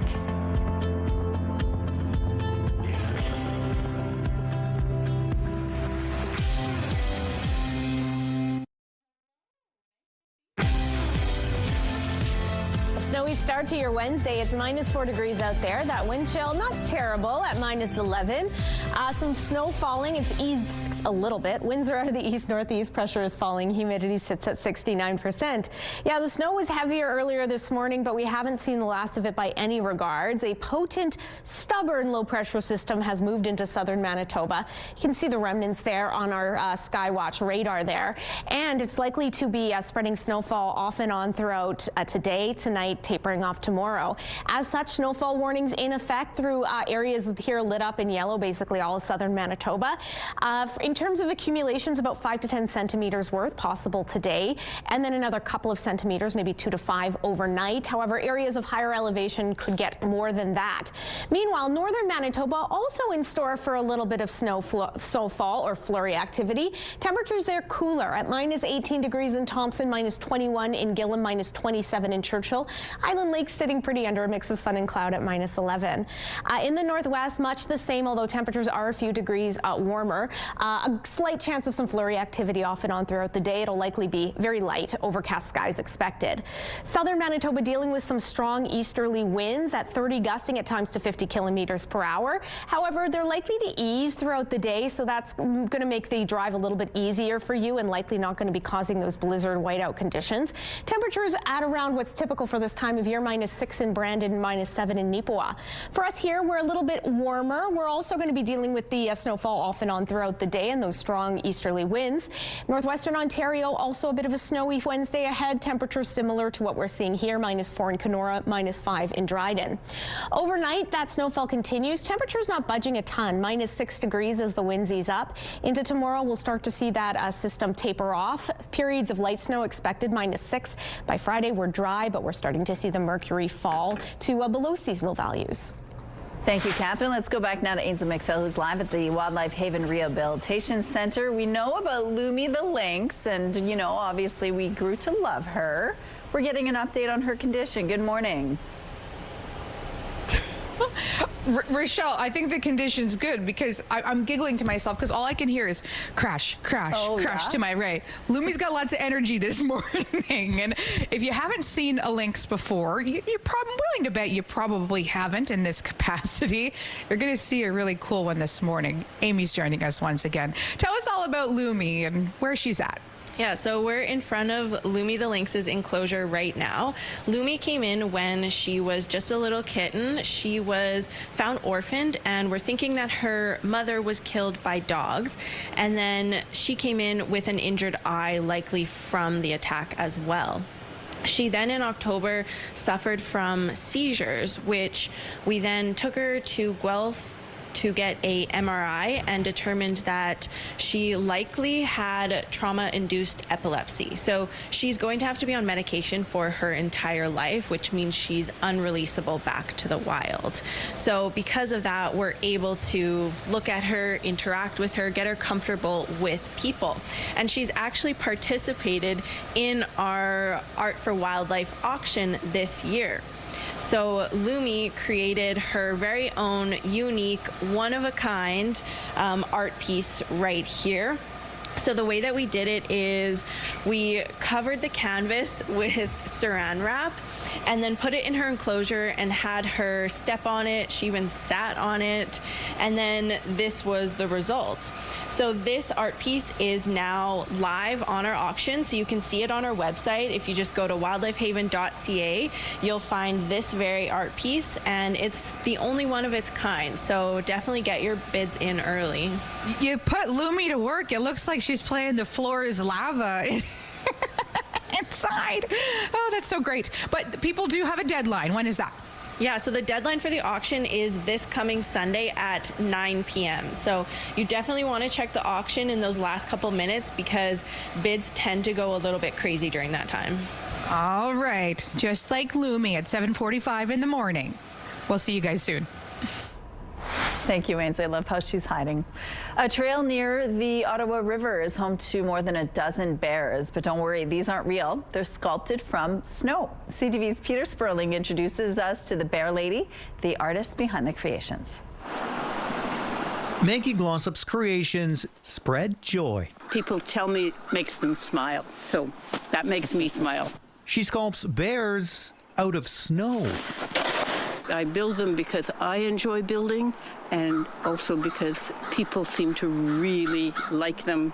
Their home in the Kitchissippi Woods near the Ottawa River. I started building snow bears here about 8 or 9 years ago, and every year when the snow conditions are right, I come back and build bears. Good morning. A hit with anyone walking, snowshoeing, or skiing along the Kitchissippi Winter Trail. It's a highlight, and I always come in this part of the trail because they're so cute and so sweet, and I appreciate it. Puts a smile on my face every single time. And it looks so cool. There are a total of 15 bears, and some people using this trail have even made it a treasure hunt to find all of them. I saw those 3, and then there were some around the corner, and then these ones now, but no, I haven't seen 15, I don't think, so. Are you going to keep an eye out? Maybe there's more, yeah, for sure. Some are up in the trees, others on tree stumps, and these two on a bench. Sculpting the bears requires slightly warmer temperatures. When it gets close to 0, the snow gets sticky, and then I can build them. Parts of their faces made using brown wool. For 78-year-old Glossop, who lives nearby, it's a chance to be outside. It's my happy place, so instead of signing up for a gym to go and get exercise, I'm over in the woods almost every day. And when it gets too warm, the bears hibernate until next year. People ask me, but don't you get really sad when they melt away? And I say, no, they're I come back and do it again next year, and it's great. Peter Sperling, CTV News.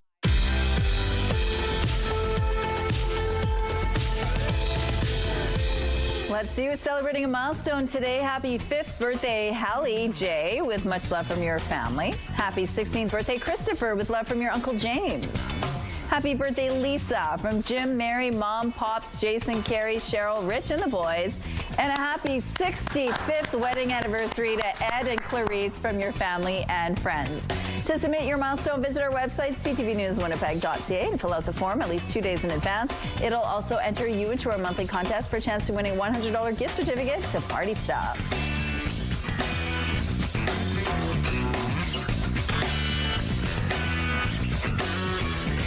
Milestones is brought to you by Party Stuff, Winnipeg's balloon headquarters with 3 locations.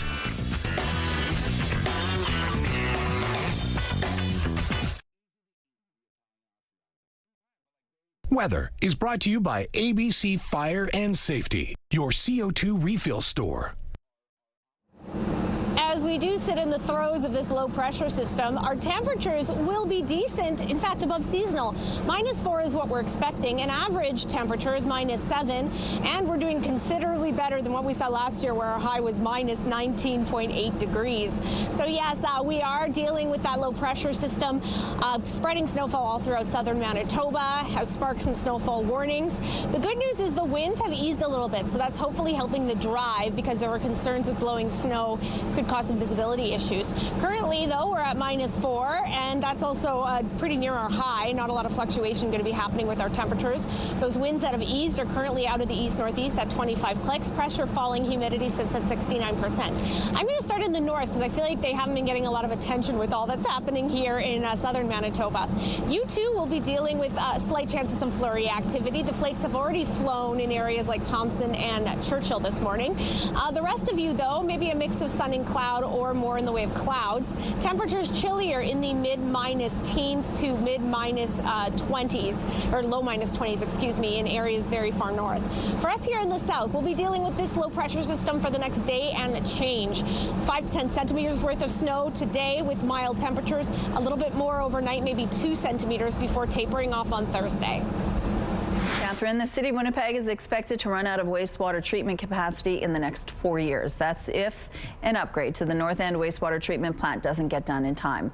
There's enough capital to do the first 2 phases of the upgrade, but there's no money right now for the third part of the project, except for the city. Joining us now with more on this and what it means to taxpayers is the City of Winnipeg's Director of Water and Waste, Tim Shanks. Good morning, Tim. Good morning. Thank you so much for joining us. Now, this is the largest capital project in Winnipeg's history. What is happening with the existing facility, and why are we in this situation right now? Yeah, no, it is the largest project in our history. You know, looking back at history, it's the largest project, but looking forward, it's very critical to Winnipeg's future. There's 3 reasons why we're doing this upgrade now. One is kind of obvious. Most of your viewers probably know this. Environmentally, there's license requirements. We need to upgrade how we treat the waste there in order to help do our part to save Lake Winnipeg. So that's one reason. The second reason is end of life equipment. A lot of the equipment at this plant was commissioned in the 1930s. This is 90-year-old equipment. It's at end of life. It needs to be replaced. But the third very, very important reason is growth.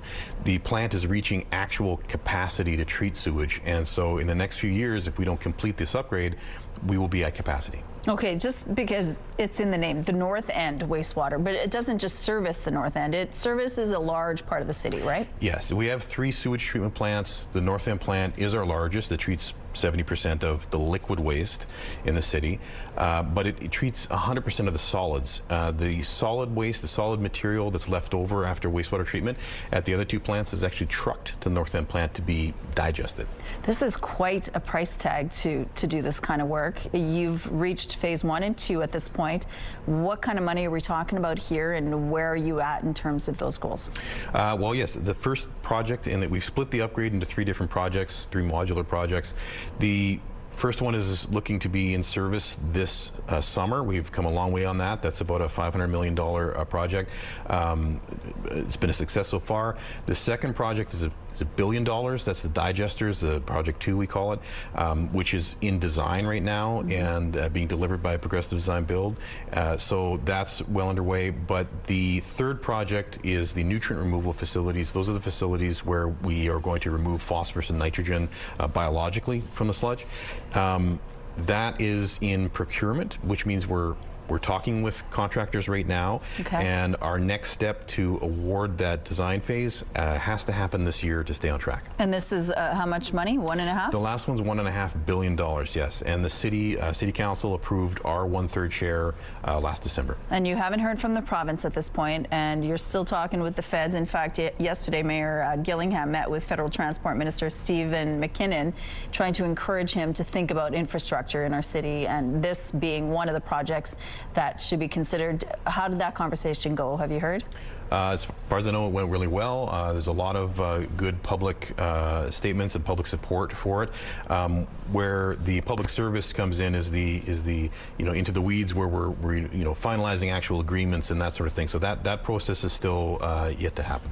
And you're doing something different with this treatment as well. Tell us a little bit about how you're handling this whole thing differently. Yeah, so because this is a very large project, larger than we've had before, the city is really taking a different approach in project delivery.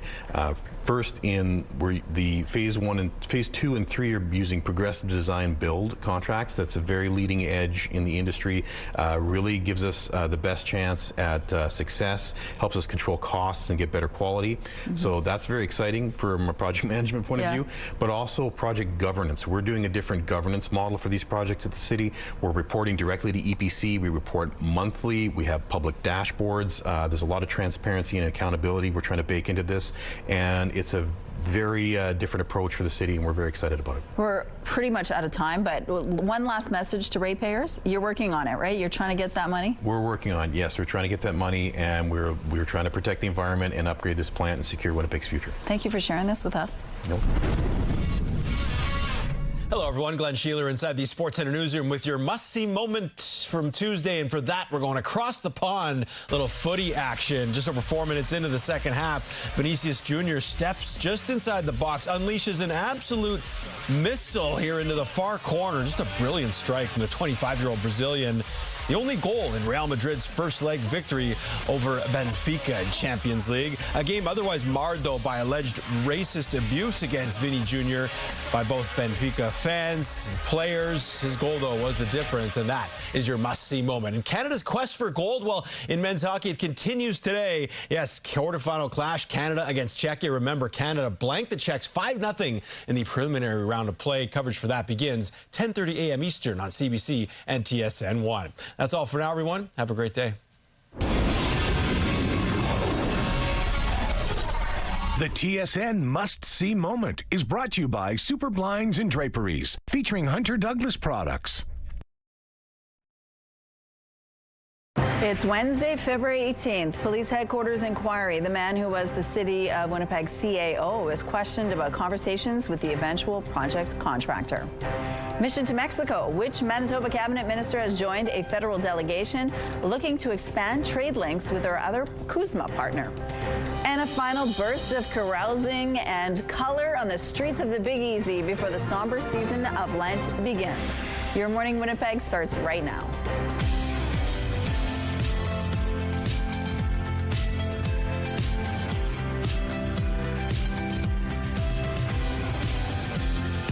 Good morning, Manitoba. It's 8 o'clock on your Wednesday. Thank you so much for staying with us here on Your Morning Winnipeg. February is I Love to Read month. I, of course, if you know anything about me, you know I love books. That's all I do. It's my favorite thing to do when I have some time to myself, just cracking open a nice book and just enjoying myself on an adventure. Well, we're going to talk with McNally Robinson about some of the really great books that are in season right now, not just for yourself, but for your kids too, just to get them involved with literacy and the importance of reading and what it does to their brain. Never alone when you have a good book. No, but today's a good day. Maybe if it's snowing even more, to sit inside and enjoy a good book. That sounds inviting. Get a fire going, crack out your favorite or something new to discover. Because, yeah, it's not terribly cold out there, but we are looking down the barrel of a low pressure system likely to bring a good amount of snow to us and a bit of an abrupt end later this week to those very mild conditions. So currently we're at -4 degrees, though. We are dealing with mild temperatures. That's the good news. The wind chill barely in effect, making it feel closer to -11. The winds have eased a little bit out of the east-northeast at 25 kilometers per hour. Pressure has fallen. Humidity sits at 69%. We had some heavier snow earlier this morning. It's eased up a little bit. However, this low pressure system likely not going anywhere for the next day. You can see it kind of hovering along with this big cloud mass here, leading to some overcast skies. We have some snowfall warnings in effect in advance and currently as this low pressure system moves in from the west. So all these areas lit up in yellow shallow, likely to be affected. We're looking at accumulations about 10 to 20 centimeters worth. However, that could vary depending on where you're at. Areas of higher elevation could have upwards of 30. Our futurecast gives us a better sense of how this will play out. It's kind of like an L shape around the province right now. As the day progresses, it does lift a little bit, but as you can see, it's not really moving out of our sky. So that means a day and an evening likely of some snowfall. And then into tomorrow, we start to see it ease a little bit in those early morning hours, but some periods of light snow expected as well. Our temperatures, though, staying mild for the next couple of days before on the back end of that system, some Arctic air is pulled in. So today we're below seasonal at -4. We're creeping back down on Thursday at -6 as the system pushes off, -12 degrees. And by the weekend, we're below seasonal, but lots of sunshine. So that's the good news. Your artwork, weather art of the day, this one created by 4-year-old Nadia, those fluffy, gorgeous clouds. We love seeing your kids' weather-themed artwork, and we want you to keep emailing your entries in. We're featuring one every day here on Your Morning Winnipeg. You can email those entries to winnipegweather@ctv.ca. The Weather Art of the Day is brought to you by 103.1 Virgin Radio. Blustery winter weather and poor conditions are prompting disruptions in the Division Scolaire Franco-Manitobaine. Buses are cancelled for these DSFM schools, including La Source, Jour de Plaine, Saint-Jean-Baptiste, and Réal-Bérard. A reminder that those schools are open, but without buses. DSFM schools that are closed today include Saint-Lazare, Aurel-le-Moine, Gilbert-Rosset, and École Régionale Notre-Dame-de-Lourdes. Poor conditions have prompted some school closures and disruptions this morning in the Prairie Rose Division. All schools are closed today. The Rolling River Division reports all their schools are closed. Red River Valley Division schools are all closed. Garden Valley Division schools are closed. Western School Division has closed its schools. The Borderland Division reports all schools closed. Brandon Division reports rural buses are canceled. Alexander O'Kelly and Spring Valley schools are closed. All other Brandon schools are open. The Prairie Spirit Division reports no buses and no classes today. One of the key figures at the Winnipeg Police Headquarters inquiry took the stand Tuesday. Former city CAO Phil Sheegl testified he never discussed making a profit from the project with the owner of Caspian Construction. Sheegl testified he was comfortable lowering a performance bond for the construction contract from $40 to $25 million. The bond is collateral for the city. Sheegl said he wanted to make sure more companies were able to bid, including Caspian owner Armik Babakanes, whom he considered a bona fide bidder. The inquiry heard about a meeting between Babakanes and Sheegl before the contract was awarded. While Sheegl said he couldn't remember the meeting, he did tell the inquiry, quote, "It was probably not right to meet with him." A civil court judge concluded Sheegl took a $327,000 bribe from Caspian. Sheegl has always insisted it was for a land deal in Arizona with former Mayor Sam Cates and Baba Kanias. He also admitted doing a land deal with the general contractor of the project, which was, he says, a conflict of interest. Sheegl is scheduled to continue testifying today. A Manitoba delegation is joining Team Canada's trade mission to Mexico. Federal Internal Trade Minister Dominic Leblanc is leading the mission. He's joined by Manitoba Business, Mining, Trade and Job Creation Minister Jamie Moses, along with Manitoba Indigenous and business leaders. The delegation is focusing on agriculture and food manufacturing, communication technology, and creative industries. Manitoba's delegation is set to participate in more than 100 meetings with Mexican companies and investors. People gathered in the streets of New Orleans Tuesday to celebrate Mardi Gras, the conclusion to the Carnival season ahead of the Christian period of Lent.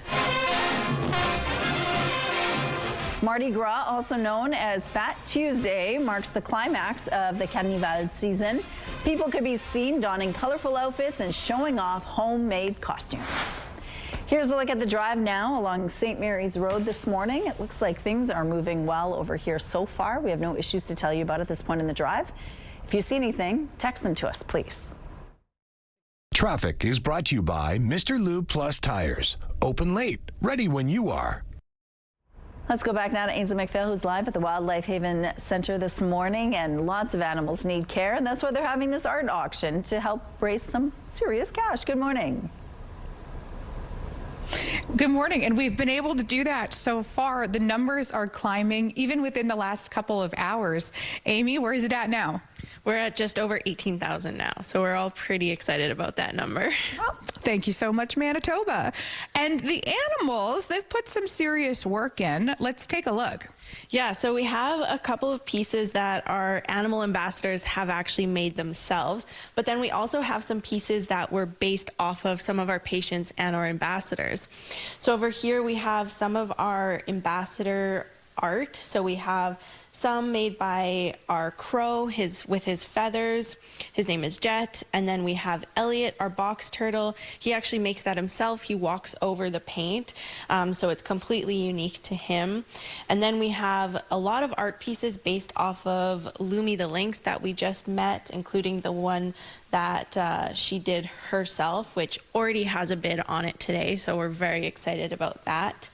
We have a pelican in care that we have a couple pieces based off of, which is doing super well in care, and we're hoping for a spring release. And then we have a couple more of our ambassadors that inspired these paintings. So we have Jet, our crow, as well as our newest ambassador, Harriet, who is a Swainson's hawk. So many animals are represented and so many animals come here. Let's talk about that. I won't say variety, but you know, like how many you really do see come spring. Yeah, so we get within a year, we get over 170 different species of animals. So it's a lot of specific care for each and every species that we get in. And in the coming months, we'll be getting into baby season, which is our busiest time of the year, where we see hundreds and hundreds and hundreds of orphaned babies coming into our center. So it's going to be our busiest time, which is perfect timing for this. All the money that we raise with this auction goes directly towards their care. Thank you so much. Keep donating. We'll see you again at 8:38 and see where the total's at. Okay, sounds good. Thank you, Ainsley. The rise in lithium-ion batteries starting fires sparks concern. The batteries are used in many common household devices, but many fires appear to be connected to e-bikes and e-scooters. Here's CTV's Pat Foran. We've done stories on lithium-ion battery fires involving toy cars, smartphones on airplanes, and e-bikes in the subway system. As lithium-ion batteries are being used in more devices, more fires are happening. Aviva Insurance just issued a warning. When they do overheat, they smoke, they can explode, and the fires burn very, very hot and spread very, very quickly. The insurance company says there has been a 162% increase in this type of fire over the past 2 years. Toronto Fire Services says there were 90 lithium-ion battery fires last year, and there were 11 in January. We're absolutely seeing an increase year over year. Almost half of the fires so far this year have been connected to micro-mobility devices, e-bikes, and e-scooters. We often see users tampering with batteries to try to increase the length of power, the duration of the battery, and also the speed at which the e-bike or e-hoverboard scooter can actually travel at. We have seen a rise in lithium-ion battery fires. York Region says while the batteries are in many devices in the home, most fires have been caused by items charging inside garages. 80% of those fires have been residential garage fires involving batteries. When lithium-ion batteries fail, they may smoke, hiss, and expand. Once they enter something called thermal runaway, they can explode, releasing toxic smoke and chemicals, and reach temperatures of 400 degrees Celsius. To avoid battery fires, always follow the manufacturer's instructions, only use batteries designed for the device, and charging cords that came with the product. Store batteries away from flammable items and avoid excessive charging. You should never tamper with a battery. Don't allow them to charge overnight. An old or damaged battery should be disposed of at municipal recycling centers. The CTV Live Eye is brought to you by Bathfitter, exclusive home of the PermaFit solution. We're in a bit of a lull in terms of this low pressure system that tracked into our skies a little earlier this morning. It's -3 degrees with that wind chill feels more like -10. The snow is tapered off. It's cloudy. Winds have eased a little bit out of the east northeast at 25 kilometers per hour. Pressure is falling. Humidity sitting at 61%. So yes, this low pressure system forecast to bring upwards of 10 centimeters of snow to southern Manitoba. It is doing so in the southwest with some very strong winds contributing to some blowing snow conditions, while we here are are dealing with those cloudy skies and a little bit of a breather from the snowfall. It's likely to ramp up again. Thus, we have snowfall warnings in effect for areas all lit up there in yellow. And we're likely to be dealing with the effects of this low pressure system into tonight as well. The good news is we have some very warm conditions. Warm is a relative term for February, but -4, -7 is what's typical. We will take that. Winds will be likely getting a little bit stronger a little later on out of the northeast at 30, gusting at times to 50 kilometers per hour. Overnight, our mercury not losing a ton of heat at -6. That wind chill making it feel more like the low minus teens. Those winds also easing a bit out of the northeast at 20 kilometers per hour. That snowfall still expected, another 2 to 4 centimeters worth.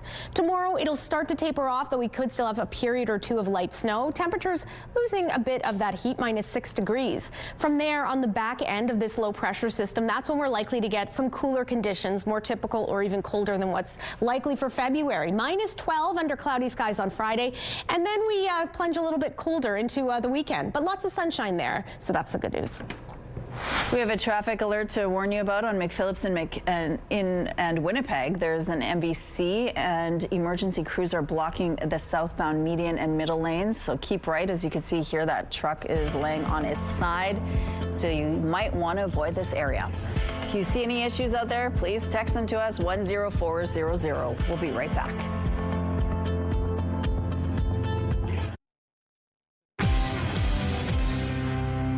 The Canadian housing market started the year in a deep freeze as both prices and sales continued their downward trend. The benchmark home price fell 0.9% in January to $665,200, the lowest level in almost 5 years, according to seasonally adjusted data from the Canadian Real Estate Association. Sales of existing homes plunged by 5.8% month over month as densely populated regions were hit with a major winter storm.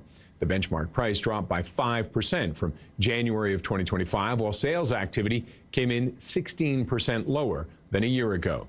An Ontario court has ordered investors who benefited from a multi-million-dollar Ponzi scheme to return $21.5 million in profits to the bankruptcy estate of Douglas Grosel, the Burlington, Ontario man who ran the scheme for 2 years before it collapsed in 2022. It will be used to compensate other victims who lost everything. Some of the winners were arguing that the court cannot conclude that Grosel intended to commit fraud in every transaction and payouts should be reviewed individually. That was rejected. Those are your morning business headlines. For BNN Bloomberg, I'm Roger Peterson. Canadians will see the return of electric vehicle rebates after Ottawa paused the program just last year. The Electric Vehicle Affordability Plan encourages Canadians to buy or lease affordable EVs by offering incentives for transactions of up to $5,000 for battery electric and fuel cell EVs and up to $2,000 for plug-in hybrid vehicles. And joining us now with the Manitoba Electric Vehicle Association is James Hart. Good morning, James. Good morning. Thank you so much for joining us. Now, you own 2 electric vehicles, right? So tell us a little bit about, I think a lot of people might be worried about how electric vehicles work in terms of the cold that we have here in our climate, the longevity if you're going on road trips. What has your experience been like?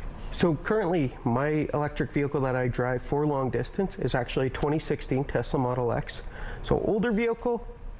It's kind of aging out. We have really smart guys in our group, though, that say a battery lasts about 25 years. Okay. And that's till it hits what the manufacturer calls a dead battery, which is 70% of its life. Doesn't mean the battery's dead, just means it only has 70%. Okay. Which means they're still great for long distance, especially with the vehicles now, that 300-400 kilometer range, fast charging, and it's getting better and better. And with some of the vehicles coming up, it's going to get even better. Tell us a little bit about your association and what your mandate is exactly. So it's to promote the electrification of transportation throughout Manitoba. Okay. So in all different forms, whether it's car, bus, bike, you name it, we will actively promote the electrification of it. So right now there are rebate incentives in the province that will expire at the end of March. Yeah. And then the feds just announced that they will bring back those rebates for electric vehicles officially now. Yeah. And so have you seen a trend where because of these rebates, more people are buying electric vehicles? Definitely more people are looking at it, and more dealerships are offering more choices. Right? I know when the federal rebates dropped off last year, a lot of dealerships kind of stepped back and wanted to wait and see. Now that the dealerships have the incentive again, we're going to see a bunch of EVs, especially under that $50,000 range, which is a great price. One of the things that people might be concerned about is that there's not enough infrastructure to recharge your vehicle. Yeah. What is your thought on that? Oh, there definitely isn't. We can always have more, but there's more coming up, especially with the federal government with some of these announcements. Yeah. They did announce there's more money going in for chargers, and they're shooting for 20,000 more just by the end of this year. Okay. And so for people out there right now, this is a good time to buy an electric vehicle if they're considering this. Tell us why. Definitely. Right now with the federal and provincial rebate, you can stack them, which then equates to $9,000 off a vehicle that's under $50,000. So it turns a, let's call it a $50,000 vehicle into a $41,000 vehicle. And there is more affordable EVs than that. And you're hoping, or you're asking the province to extend its rebate program past March 31st, right? Yeah, we would definitely love to see an extension of it in its current form, just with a little bit of tweaks, especially with the used EVs, their rebate program and that. Well, we put this question to the province yesterday, and this is what they had to say. We are pleased that the $25 million EV rebate program introduced in July 2024 has assisted Manitobans in purchasing over 5,000 new or eligible pre-owned electric vehicles. We have also invested in the charging infrastructure required to build confidence in EV ownership with over $500,000 for 51 chargers in April 2025 and a publicly owned route from Winnipeg to Thompson slated to open next year. James, thank you so much for sharing this and for your time today. Thank you for having us. This just in, the snowfall has picked up again. It's been kind of teasing us. It was heavy earlier this morning, took a little bit of a breather. It's back in action this hour. -3 degrees in Winnipeg, that wind chill making it feel closer to -10. Winds are out of the east-northeast at 25 kilometers per hour. Pressure falling, humidity sitting at 61%. The snow is feeling quite heavy and quite dense, and that is from this low pressure system we've been chatting about for a couple of days, warning you it's on its way. Well, it's arrived, likely to spread about 5 to 10 centimeters worth of snowfall. That's by Environment and Climate Change Canada's estimation. That's just today. We could get a couple more centimeters overnight, but areas with higher elevation could get upwards of 30 centimeters. Paired with some decently strong easterly winds, there could be some blowing snow concerns, although right now it seems pretty manageable. That's the good news. Temperatures staying mild throughout southern Manitoba, above seasonal, At Winnipeg, we're looking at a high of about -4 degrees. Northern Manitoba, slight chance of some flurries for you. Mostly, though, it'll be cloudy with temperatures cooler with highs in the mid-minus teens. For us here in southern Manitoba, this snowfall likely to continue overnight, tapering off into tomorrow. However, on the back end of this low pressure system, as it lifts out of our region, comes an Arctic air mass, likely to drag temperatures back down below seasonal. We're looking at highs in the mid-minus teens by the weekend, but we'll get some sunshine coming with it. Your Skywatch picture of the day, this lovely shot of the northern lights taken in Finns, Manitoba. Thanks for for submitting. Keep yours coming to the email address on your screen. Weather is brought to you by Canadian Footwear, helping you find the perfect fit.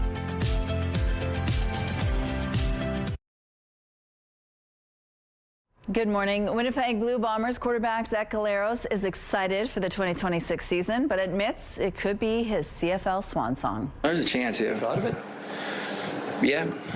Yeah, but not in like a negative way. Like I still feel really good. I still really enjoy like the entire process. I enjoy working out, like getting up early and doing it. And then, this off season's been great. Working with Tommy and putting stuff together.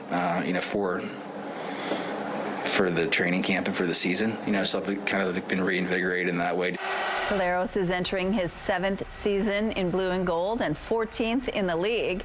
The two-time CFL Most Outstanding Player talked about his up and down 2025 campaign marred by injuries and turnovers, but says 2026 is a chance to erase all that and credits management for beefing up the offensive line and reloading the receiver core in free agency. For myself, being a little longer in the tooth, in this game and some of the other guys who've been here for a long period of time, I think it just sends a message like, hey, we're trying to win now. Like we want to continue competing for Western Championships and competing for Grey Cups. Caleros says he's also looking forward to working alongside new offensive coordinator Tommy Condell. The 2026 CFL season kicks off in June. A specialist doctor is bringing new life to some unique patients. CTV's Adam Sawatsky finds out how she's working to ensure a fuzzy family heirloom continues cuddling for generations to come. Well, Daniel Brown waits to see the doctor. He introduces us to the patient. We think he's about 115 years old. Since Daniel's grandfather first bought a toy bear for his children, Big Teddy has been passed down through 5 generations. Well, I just remember that he was big and reassuring. Daniel's daughter did too. And now Big Teddy attends tea parties with Daniel's granddaughter. He's been adored by a lot of people. But all that love had taken its toll. So Daniel brought him to a stuffy specialist. I'm Dr. Ruth. Ruth Hassman grew up being the doll-loving daughter of a human doctor who considered nursing before embarking on a career crafting bears, which led to this retirement job, rehabilitating them. And now I'm a surgeon. Now Ruth operates a teddy bear hospital out of her dining room, where she's performed more than 1,000 surgeries.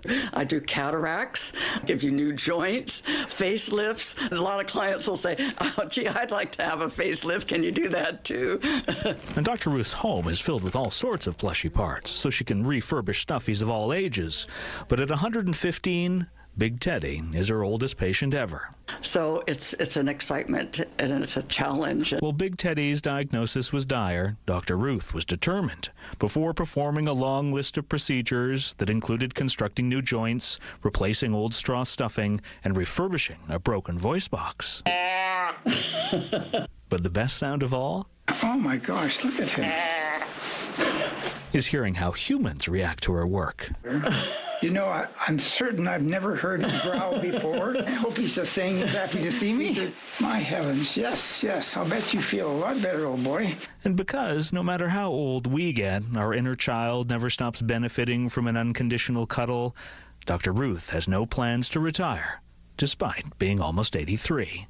Because I love it. And it's something good that I can give back to a person. So Big Teddy can keep paying all this love forward for another century or more.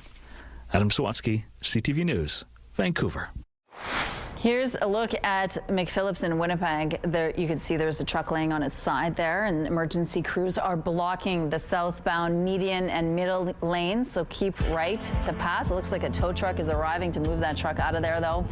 We'll be back after this short break.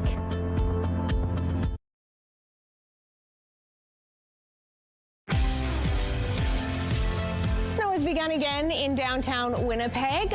Some cloudy skies, -3 degrees. Winds out of the east-northeast. Pressure falling. Humidity at 61%. So yes, we're dealing with a low pressure system. We've been warning of its arrival. It has come overnight. And I should mention, we've heard about some slick roads. That's because our temperatures were creating more of a freezing drizzle situation overnight. So do take care on the roads. Meanwhile, we're going to be dealing with this system for the next day and a bit to come. You can see a good amount of cloud coverage to kick us off while it's a bit clearer in the north. Meanwhile, we have some snowfall warnings that have been in effect in advance of this system.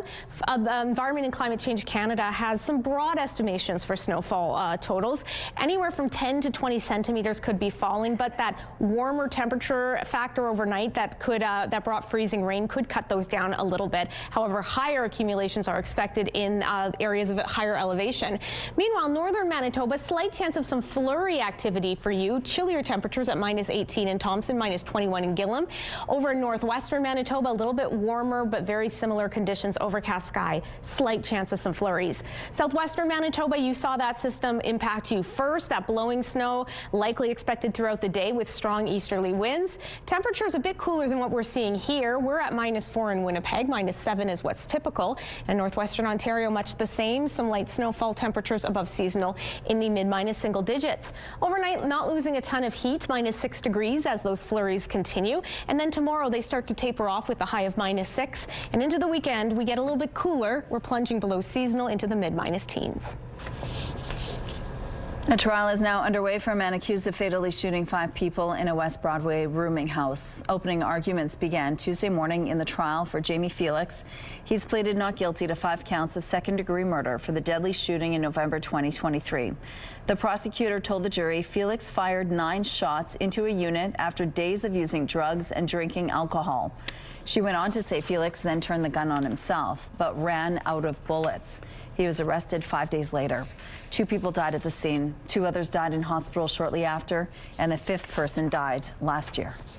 The mother of a middle school student in Steinbach is speaking out about bullying. She says her son was beaten up and subjected to racist insults by his 11-year-old classmates.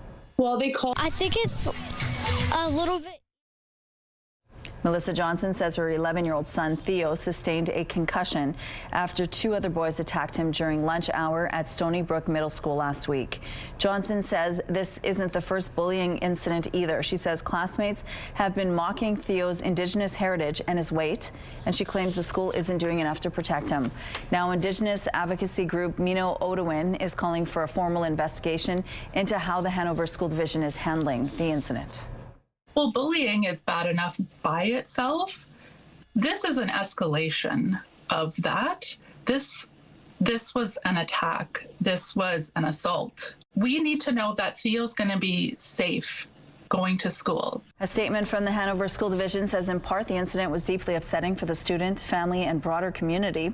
The division says every student deserves to feel safe, respected, and supported at school, and that officials are investigating the incident. Meantime, RCMP confirmed they spoke with Theo's family, but can't lay charges because the 2 accused boys are under the age of 12. A year ago, a community group in Sudbury, Ontario made moves to save their local ski hill.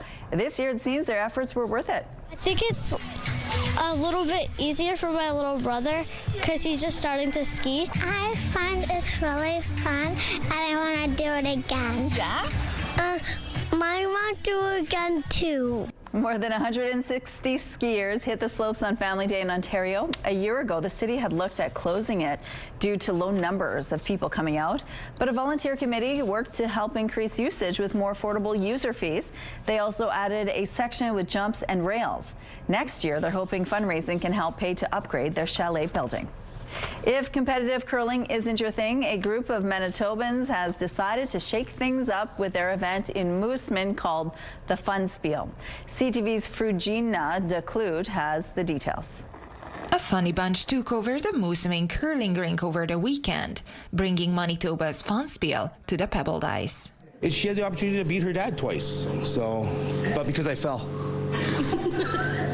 Not the same game. Not the same game. Curlers aged 18 to 75 participated in the event. Curling is also something that you can transform into other things. Just like bowling transformed into glow bowling and stuff like that, bingo bowling, curling can do the exact same thing. Their spin on curling is adding a whole lot of jokes, including an award for the weakest team. It rhymes with rapper. Everybody puts on a fun team name, and then they put on costumes according to their theme name, and then we give everybody nicknames. It's just fun. For which many travel long distances. We have people that come down from Thompson, and they drive 8 hours just to come to this event and drive another 4. Melissa and Ryan Duncan started the event 30 years ago. Until this year, they've always gone to Minnesota. But just with tensions and stuff, we just weren't going to get enough people to be able to come out to it. So we wanted to keep the Fun Spiel going. Duncan hopes it will be around for a long time, though some pledged never to return.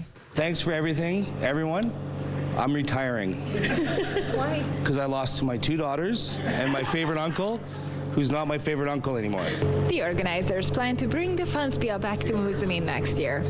Frugina de Clute, CTV News, Moosomin. Let's take a look now at the current traffic situation on McPhillips Street. As you can see, that truck is now gone. So things will start moving well once that emergency vehicle moves out of the way. If you see any other problems out on the streets, please send us a text to 10400. Here's a look at your gas prices. The Canadian average stands at $1.29. The provincial average is $1.19. In Winnipeg, the average is $1.18. And the lowest price in the city is $1.11. All this information is on gasbuddy.com. It's time now for your answers to our question of the day. February is I Love to Read month, so we want to know, what book are you reading right now? Shannon is reading Huge by Brent Butt. A Your Morning viewer said, I just started reading Heated Rivalry. Wow. Kate is currently reading Dear Debbie by Frida McFadden. Marlene is reading Strong Ground by Brene Brown. Tony is reading the Apollo Murder Trilogy by Chris Hadfield. It's an amazing author, he says. Jackie shared currently reading and listening along in his own words, My Next Breath by Jeremy Renner. And Kim is reading The Other Pauline, a story of courage and determination for identity by guided journey coach and Métis author Pauline Gruet.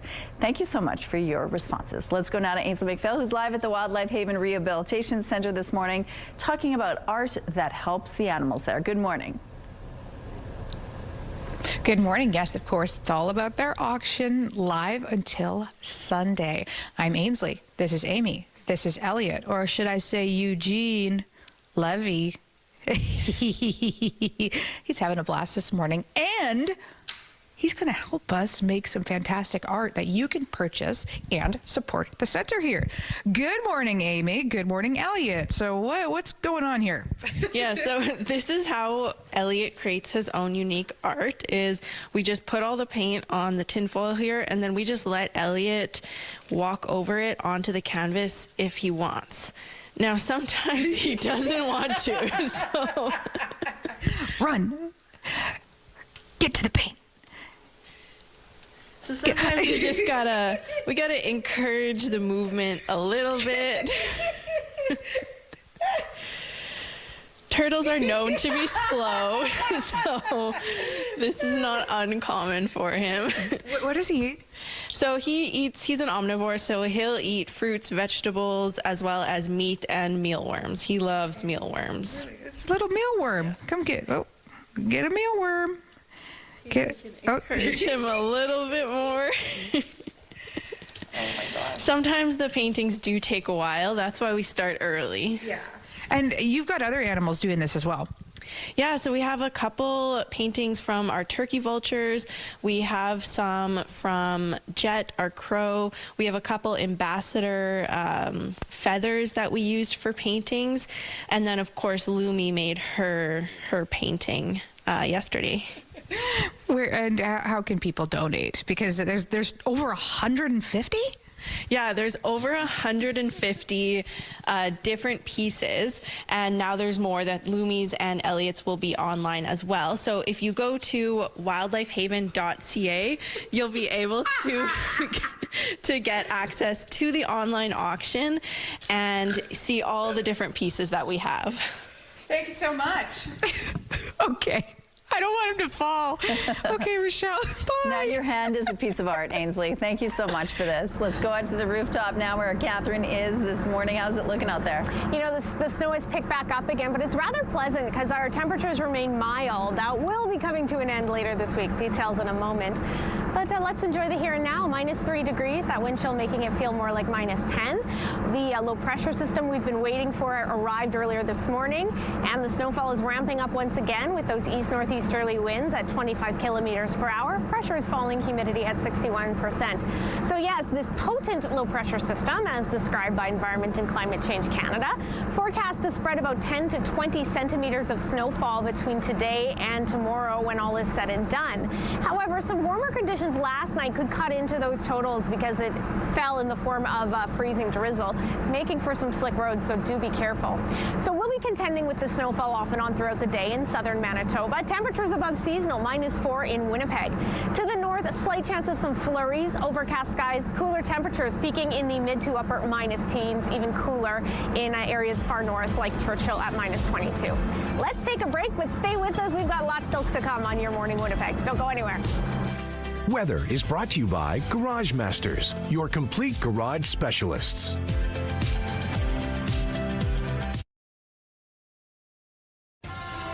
Have a news tip? When you see news happening, let CTV News Winnipeg know. Text your tips, pictures, and videos to 10400. That's 10400. Message and data rates may apply. Over the past few decades, HIV treatment has progressed, becoming more steady and manageable, but stigma continues to keep many from getting that treatment. CTV's Pauline Chan has more on a new short film that deals with this issue. I have HIV, Mom. Oh, baby. The 6-minute-long film has an eye-opening title, but its subject is subtle: how stigma affects HIV-positive people, even though the medical journey is now relatively straightforward. It's not just about an HIV diagnosis. It's about being unhoused. It's about substance abuse. It's about the stigma that comes with all of those things. And when those things come together, it's kind of this perfect storm. Norad Bouzaid, who is HIV positive, says they've experienced most of those situations. And while each person is different, the film rings true. A lot of it does come from criminalization. There's historically been a criminalization against people who are unhoused and people who use substances. And there's also criminalization towards people who are HIV positive. But especially somebody who belongs to all three of these communities, right? The film, by Academy Award-nominated director Hubert Davis, follows Jordan from revealing his diagnosis to a supportive mom to unemployment and homelessness. Casey House CEO Joanne Simon says there's one group she especially hopes sees the film. Healthcare workers. There's not a lot of time spent in medical school on HIV, and certainly not a lot of time talking about stigma. The new film comes out at a time when a new oral test for HIV has become available in Canada. It takes a lot of the fear out of it, you know, talking about the fear and the stigma around disclosing. Sometimes even just walking into that clinic, right, to sit down in a room full of strangers. The cheek swab, known in Canada as Aura Quick, can give you home results in just 20 minutes. And you can find the film Big Effing Deal on YouTube or at smashstigma.ca. Pauline Chan, CTV News. February is I Love to Read Month, and it's an opportunity to highlight the importance of literacy and the joy of reading for everyone at any age. Joining us now with book ideas for the whole family is Angela Torgerson from McNally Robinson. Good morning, Angela. Hi, thanks for having me. Thank you so much for joining us. Now, I just read books to some kids yesterday at a school, and I talked about the importance of literacy, but it's not just important for kids, it's important for everyone, right? It is, yeah. Why is that? I think every time we read, we step outside of ourselves, of our own, corner of the world. It lets us put down screens and walk through paths that others have walked through. So we love to celebrate literacy all year long, but especially in February, we make it a big deal. It actually sort of creates empathy because you're living someone else's life for a moment, right? Exactly. It lets you see things from a different perspective. I love that. Yeah, exactly. Okay, so let's talk about, what things that some kids love books, others might not like them so much. What do you do to encourage your kids to get more involved with literacy? The best thing you can do to get kids reading is to try to match the books to their interest. If you're a really high energy child and getting him or her to sit down and dive into a chapter book, that can be overwhelming. Right. But there's great literacy, there's great books in graphic novels, for instance, that are equally high energy. So you sort of want to match the book to the child. Okay, and so in that case, you would bring the child to the bookstore and let them pick, right? That's the best part of the job, absolutely. I bet. That's our favorite part. Okay, so you brought books that are good for adults and kids. Okay, we're going to start with the adults. Tell us about some of these books that you brought. Okay, so the first book I wanted to highlight is This a Cry for Help by Emily Austin. She's a Canadian author. We actually have her coming to the store at the end of the month on the 27th. Okay. We're part of the Independent Booksellers Association in Canada, and 4 times a year we pick the books we're most excited about across the country, and this was our lead title. So this is a woman she's just come back from a mental health crisis. She, as a librarian, she was only gone for a few months, and she comes back to a world she doesn't recognize. Things like book banning and DEI protests, and those things have rocked what was a quiet, safe corner of the world for her. And as she's navigating that, it really breaks down the importance of listening to one another. Okay. In a world where there's a lot of different views out there. Fun. Okay, what else do you have? You have The Winter Witch. I've seen this in a few different places. The Winter Witch. This is another Canadian author, Jennifer Chevalier. This historical fiction based on 2 sisters that come over to Canada on one of the bride ships. Okay. They are out running a dark family secret, or trying to, but they meet up with another group of women, and it's sort of set at the beginning of the witch hunts. Okay. So we got to move on. So Rachel reads Heated Rivalry, we huge show right now. Everyone in the world is reading this right now. Okay, let's make our our way to the children's books now. Absolutely. Sarah Beth's Garage. This is just a really endearing story about a little girl who only wants to work in her father's garage. She loves cars, she loves tools, and she's got a grandmother who has some old views and doesn't think that little girls should come to the dinner table with grease on their hands. Okay, I love the illustrations in that one as well. What else do you have here? This is We All Love by Julie Flett, who is, again, another Canadian author and illustrator. It was inspired by a conversation she had with her little boy, putting him to bed, and he asked her if animals loved one another. Oh, that's so sweet. And then we're almost out of time. There's Mungo. Mungo is just a very charming little story about a fox who sets out on his own for the first time. And then the last one. We have a little bit of time to talk about that one. The last one. 10 shocking facts about capybaras. 10 shocking facts about capybaras. All the things you didn't know about capybaras, said with a lot of humor. Exactly. They love pizza, and they can sleep underwater. Angela, thank you so much for sharing this with us. Great books. No Go check it out for yourself. Thanks Thank so you. much. It's kind of dark and stormy out there, very literary indeed. -3 degrees with the wind chill, feels more like -10. We've got some snowfall, barely picking up on our cameras. Winds out of the east-northeast at 25 kilometers per hour. Pressure is falling. Humidity sits at 61%. So yes, we've been chatting about this low pressure system that's been moving into our neck of the woods. It arrived earlier this morning, and with it some strong winds and some flurry and snowfall activity. Good amount of cloud coverage in southern Manitoba, as well as some snowfall warnings. They've been in effect for some time in advance of this system. Environment and Climate Change Canada warns these areas lit up in yellow could get between 10 to 20 centimeters of snow between now and tomorrow, when it's likely to taper off. For us here, though, we'll be dealing with some nice above seasonal values to the tune of -4 degrees in Winnipeg, when -7 is what's typical. And it's not budging a lot overnight as the winds ease at -6 degrees. Tomorrow the snowfall continues, although tapering off with a high of -6. We're taking a break. Don't go anywhere. Your Morning Winnipeg returns after this.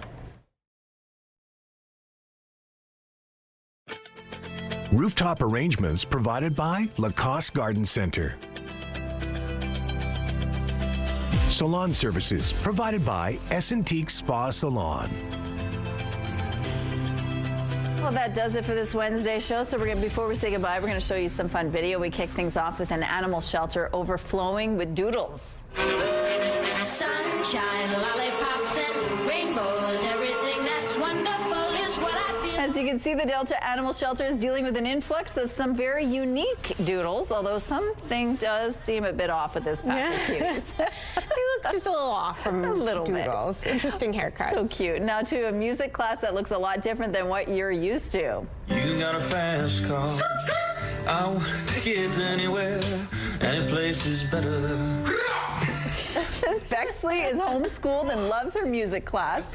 She and her mom are lip-syncing Tracy Chapman's song Fast Car in crazy outfits and enjoying every minute of it. They're putting the fun in fundamentals. I want to take that lesson. It's fun. And everyone has that family member who's a little bit mischievous. For this woman, it's her nephew, Grayson, who loves having fun with the hose. And despite her yelling for him to stop, he's happy to just keep on spraying. And he's got good aim, too. He looks so calm, like, what of it, aunt? I've got a nephew like that. He's funny. He's cute. Oh, even the dog is not safe. That does it for us. Have a wonderful day. We'll see you tomorrow.